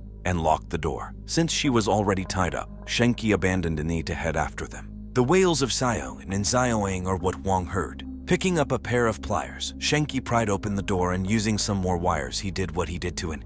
He tied their hands behind their backs, taped over their mouth and nose, and put a plastic bag over their heads. Shenki left their bedroom and returned to where he was prior to find that An finally stopped breathing. Zioin and Zioing both suffocated not long after. After killing the whole family, Shenki was at a loss of what to do next. He turned to his home to think it over. He thought that hiding them in a ditch or body of water would be too easy to find, and that dismembering them would be too exhausting and time-consuming. So he settled on burying them on their own property. On July 6th, he returned to the home to try and clean up as many blood stains as he could find.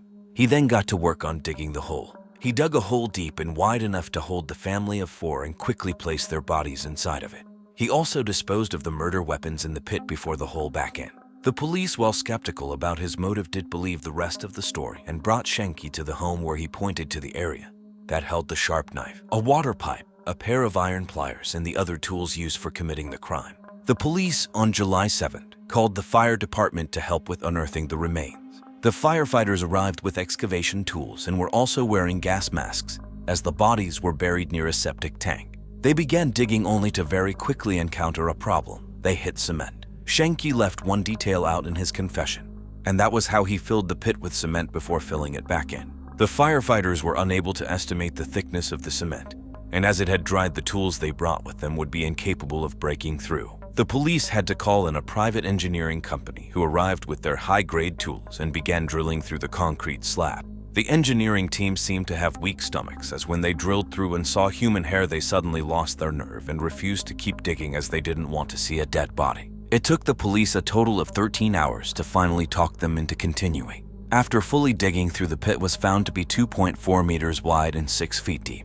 The 4 bodies of the family were found at the bottom, all barefoot and only wearing t-shirts and shorts. At the very bottom was Cheng Hui's body.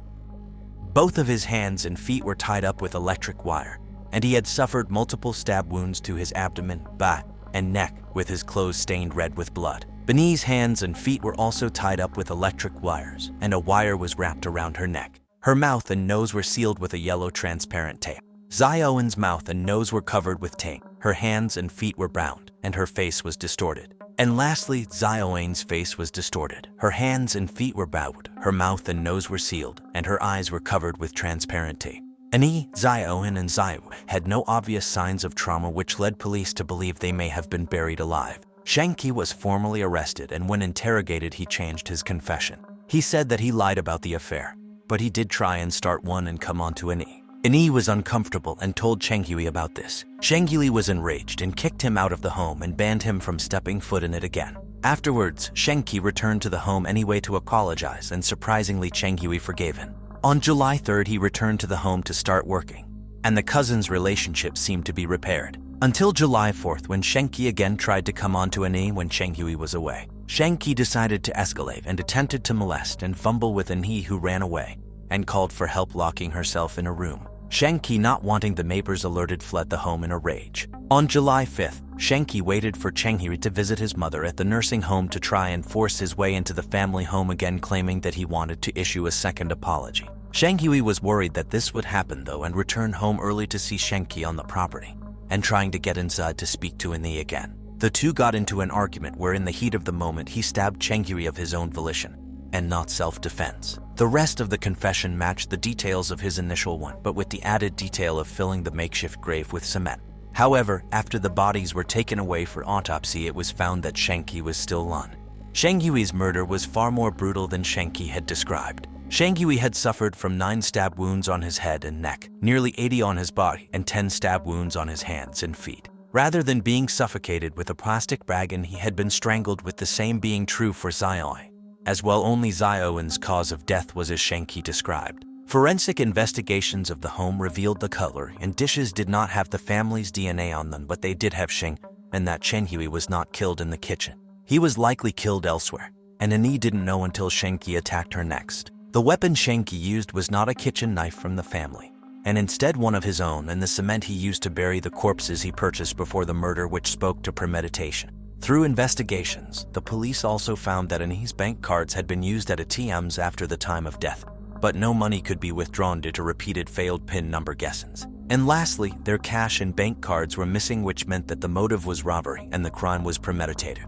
Like usually, whenever the police pointed out a discrepancy in his story, he suddenly gave a new one. According to Shanky, his ancestral home in China needed repairs while his 2 children were in school, and urgently needed 100,000 in cash to make the payment. He was not well liked in his local area, so if he asked to borrow money, he'd be denied, and whenever he went to Hong Kong, he didn't make much money, so he turned to Cheng Hui for help. Shanky had an idea in his head that Cheng Hui was a miser who was far richer than he appeared, and that the reason he had a low salary when he worked for Cheng Hui was because they were using him for cheap labor. On July 3rd, Shanky returned to Hong Kong on his own without telling anyone, and waited until July 5th when the couple didn't have to go to work. Having a concealed knife on him, he knocked on the door while Cheng Hui was at the nursing home and talked to him.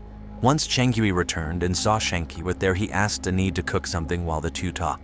Once Ani left to go to the kitchen, Shanky almost immediately asked to borrow 100,000 Hong Kong dollars. Shanky rejected the request because while he did have the money, and even more he had to spend it on his mother's treatment and his daughter's education. Shenki refused to believe him and accused him of only using him for free and cheap labor. Shenki was angered by the accusation, and when Shenki persisted, he ordered him to leave. Once Shenki turned his back, Shenki charged towards him and covered his mouth before stabbing him from behind. He then restrained a terrified Xiaowen, and Xiaowang searched around the home for cash and the back cards and then demanded to know the password. Ani purposefully gave a fake password, but at the time Shenki didn't know this. Shenki continued to lie about strangling anyone and insisted that he killed the others by putting tape over their mouths and noses as well as a plastic bag over their head. When Shenki left for the nearest ATM, he realized he had been lied to when the PIN number wouldn't work. He returned home to find that in his absence they had all suffocated to death. Shenki noticed the food that Ani had been preparing and decided to eat it next to the 4 corpses while he thought of how to dispose of the body.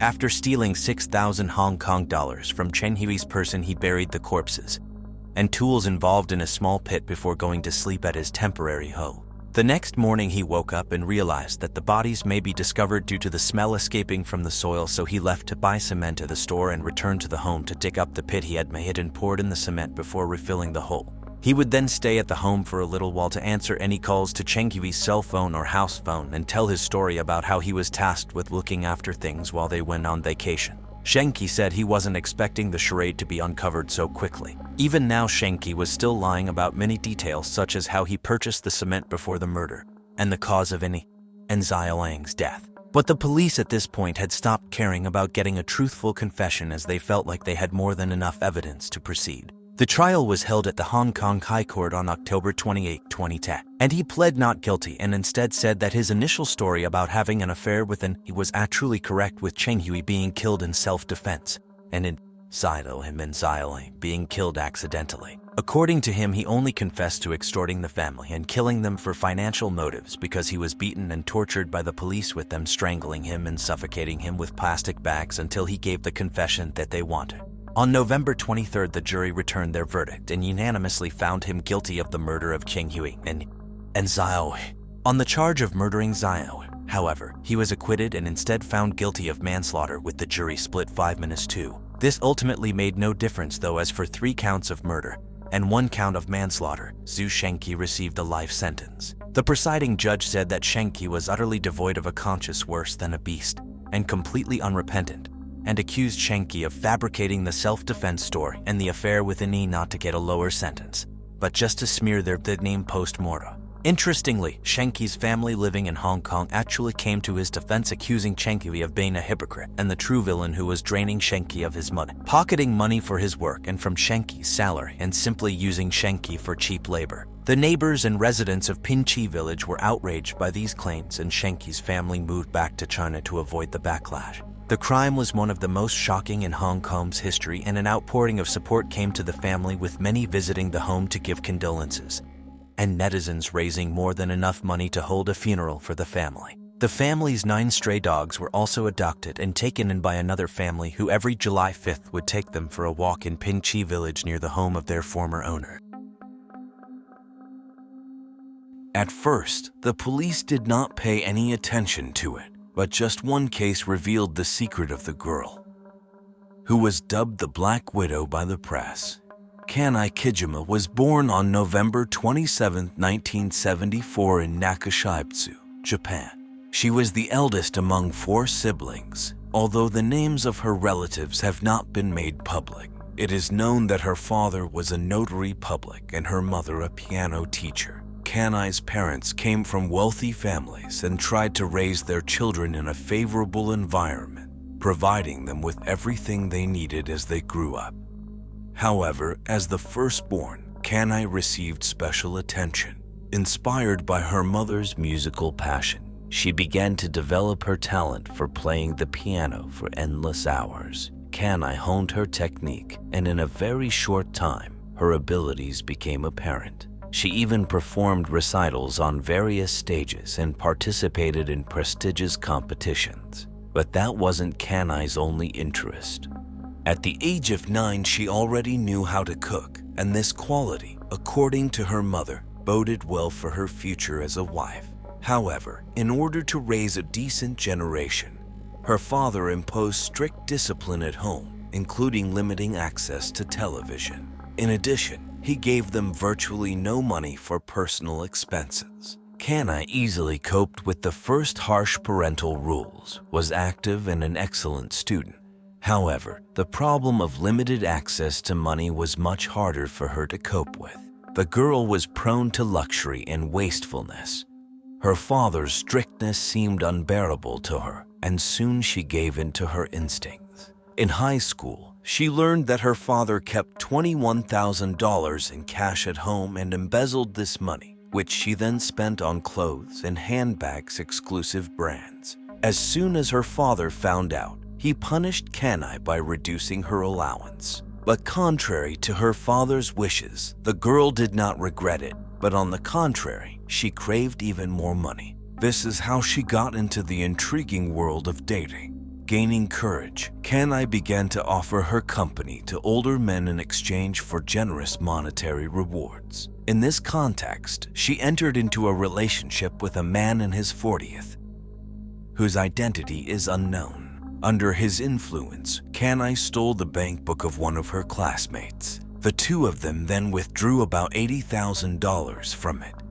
When authorities discovered them, they were arrested and molested in court. But because Kai was still a minor, she received probation. Despite this, she maintained an excellent academic record and graduated from high school. After that, she decided to move to Tokyo and enroll in the Faculty of Economics. However, Kai's interest in studying disappeared almost immediately, and she dropped out of college.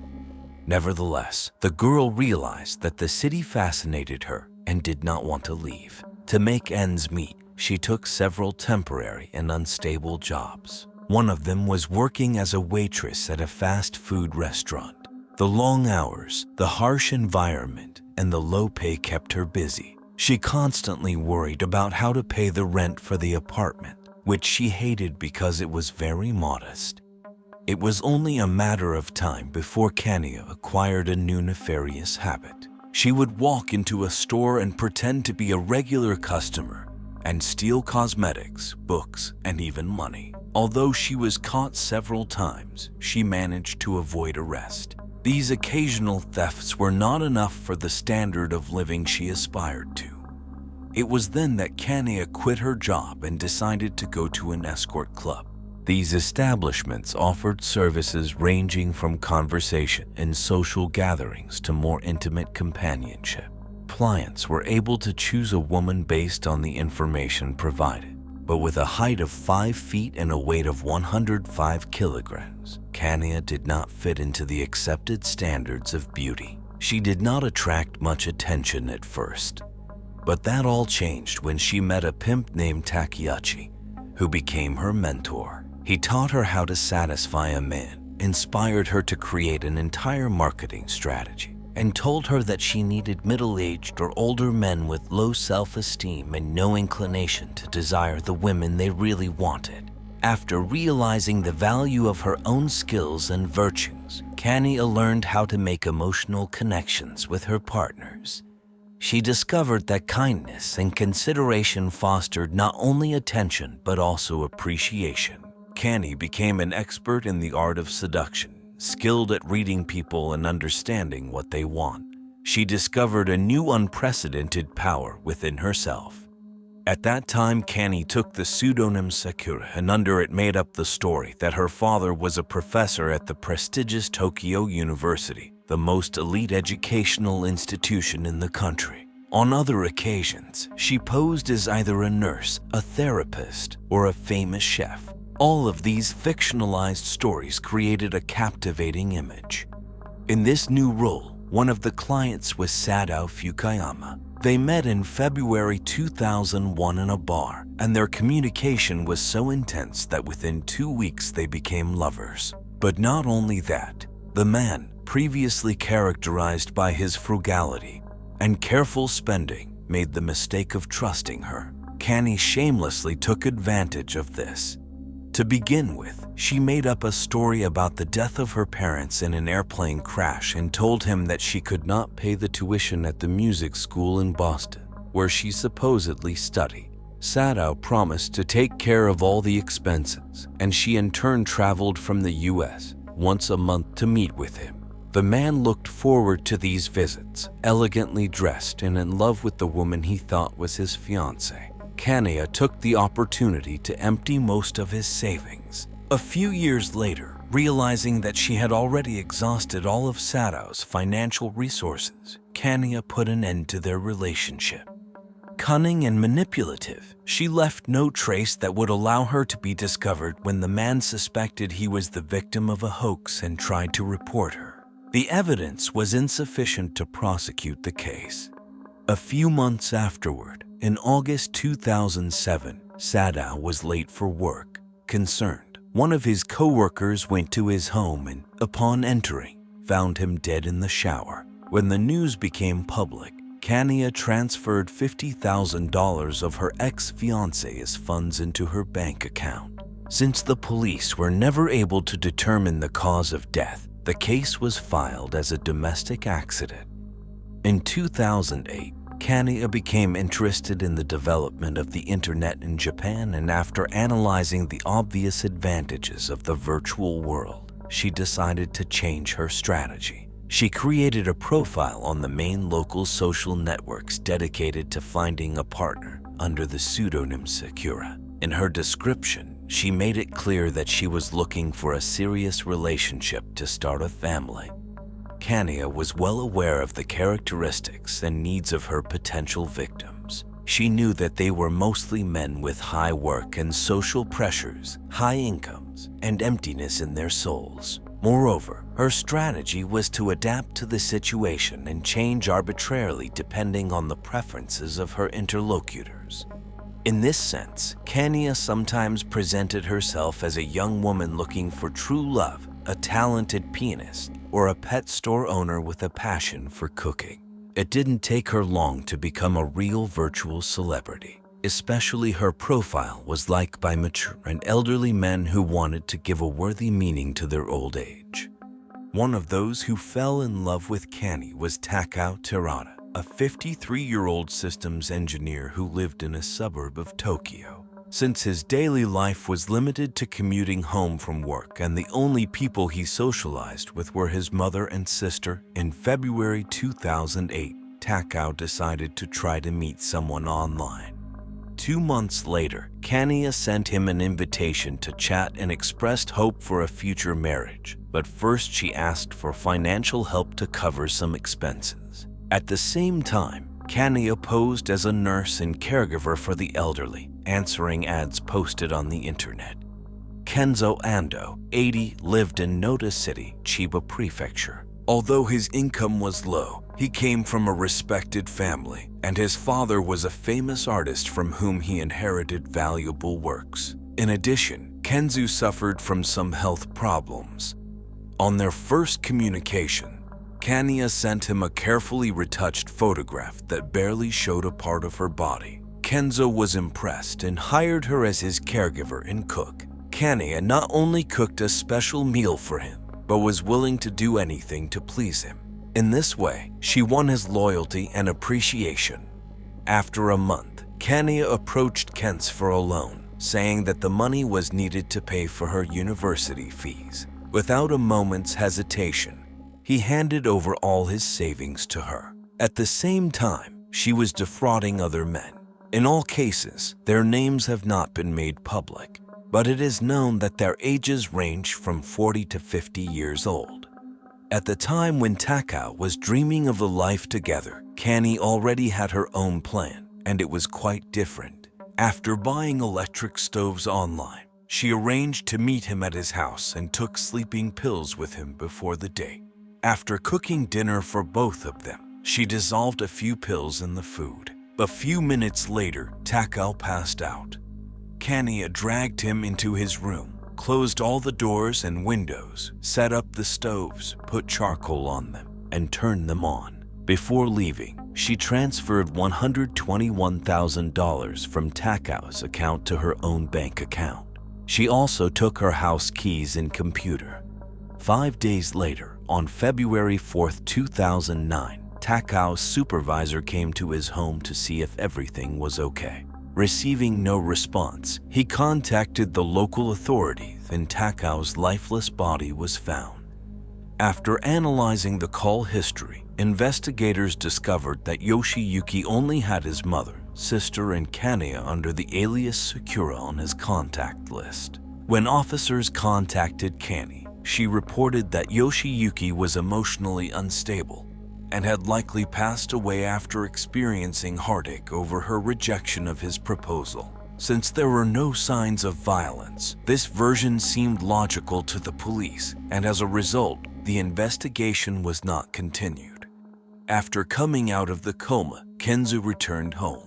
On the evening of May 15, 2009, Kani visited him, sat with him as usual, and busied herself with cooking dinner. But this time she added a special ingredient to his meal, sedatives. Once Kenzu fell asleep, she locked him in his room and repeated the procedure with the electric stoves as she had done with her other victims. Before leaving, she accessed Kenzu's bank account and transferred $13,000 to her own. This time, one of the electric stoves caught fire, and the flames engulfed the entire house. Kenzu died instantly from the fatal burns. A subsequent autopsy revealed that the man had consumed an unusual amount of sleeping pills, although he had never used such drugs before. Despite this, authorities ruled his death an accident.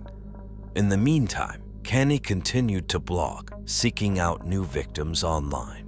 In July 2009, Aizuki Uide stumbled upon her account and, unable to resist her charms, sent her a message. Aizuki was a 41-year-old bachelor who earned income from renting out the family property and was very close to his mother, who lived in Fujima. Kani introduced herself to him as a graduate student, and they started chatting.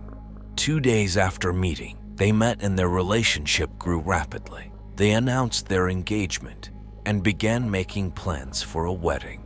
As part of the prenuptial agreement, Kani asked Aizuki to wire $30,000 to pay for her graduate school tuition. On August 5, 2009, they took a trip to Fujima where they planned to spend 3 days. It was a particularly important date for them, and Kani was preparing a fancy dinner to celebrate. Unbeknownst to Aizuki, she had added sleeping pills to his food. Upon arriving in Fujima, when they pulled into the parking lot, the sleeping pills began to take effect on Aizuki, and he fell asleep. Kani left him in the car, turned on the electric charcoal stove, and left. She forgot to leave her keys in the car, and a surveillance camera recorded her leaving. After that, Kani stole $35,000 from Aizuki's account. Police initially thought that Aizuki left his life voluntarily, but when they discovered his car keys were missing and found no note explaining his actions, suspicions began to mount. Analysis of his blog also indicated that the cause of death was carbon monoxide poisoning. When police gained access to the surveillance footage, they were able to expose Kani. Return. However, the lack of additional cameras prevented important evidence from being uncovered. A thorough investigation began, focusing on Kani. Then, when Aizuki's computer was analyzed, it was revealed how they met. When investigators approached Kani, she stated that she had met Aizuki the day before she left him alone. She also speculated that after she left, the man might have done something to get away with it. But despite Kani's statement, the police decided to launch a thorough investigation, gathering information on all the deaths and fraud cases that linked her to those involved. On September 15, 2009, Kani again made contact with another 43-year-old man on a virtual platform. However, his name remained unknown in this case. The girl posed as an American student studying cooking in Japan. She also led one to believe that she had family problems and financial difficulties in paying her tuition fees. Finally, Kania informed him that she was willing to give up everything, including her studies, to be with him.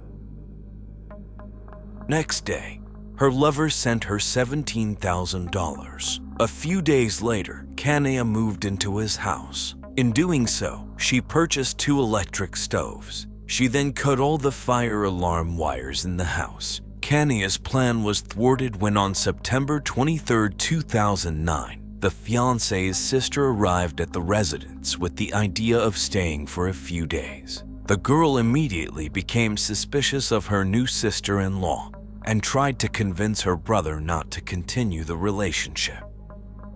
The case worsened when he told her about the strange circumstances of acquaintance and the money he lent her. The sister then decided to follow her intuition and told the police everything she knew. On September 25th, police officers arrived at the residence and arrested Kania on fraud charges. When they searched the room, they found that all of the alarm devices had been disabled, indicating that the girl was about to perform a characteristic procedure. The search also uncovered various medications, including several classes of drowsy and sedative medications.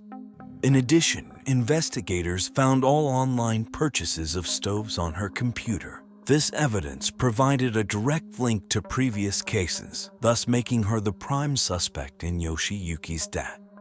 In January 2010, as the investigation into the unusual deaths continued, Kani was charged with multiple counts of fraud. A month later, she was charged with murder, specifically in the death of Takao. Although an autopsy was never performed in that case, the charge was based on a lack of clear evidence of the cause of death, leading to an unusual situation.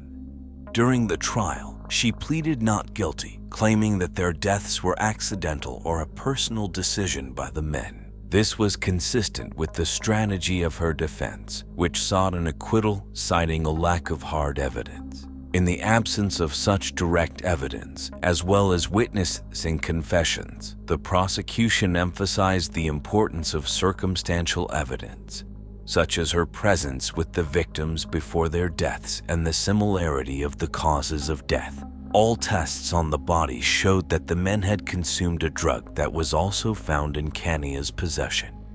The prosecution also said that the girl received large loans from her 3 victims and killed them to avoid paying back the money. According to prosecutors, Kani used charcoal from electric stoves to poison the 3 victims to confuse authority, as death by poisoning is a common way of passing away in Japan. Finally, on April 13, 2012, a jury found Kani guilty of murdering the 3 men and sentenced her to death. Doomed to the death penalty, Kani continued to blog. In it, she continued to talk about her experiences and the fame she gained, even financial support from some fans willing to improve her living conditions. Incredibly, one of her fans who gave her financial support ended up marrying Kani. This happened in 2015, and the man was reportedly around 60 years old. However, after an accident, he became disabled, making it impossible for him to continue supporting her financially. Kania then divorced him. Kania also used her time behind bars to write her memoirs, which were then published weekly in a women's magazine. At the same time, she published an autobiographical novel, Praise. 100 days after her divorce, Kania married again, this time to a real estate entrepreneur. But after a few months, they divorced. In 2018, Kania decided to marry again. And in this case, the chosen one was a 40-year-old man who worked at the publishing house responsible for publishing her book. While awaiting her execution, Kania continued to lead an active and controversial life, generating both admiration and condemnation.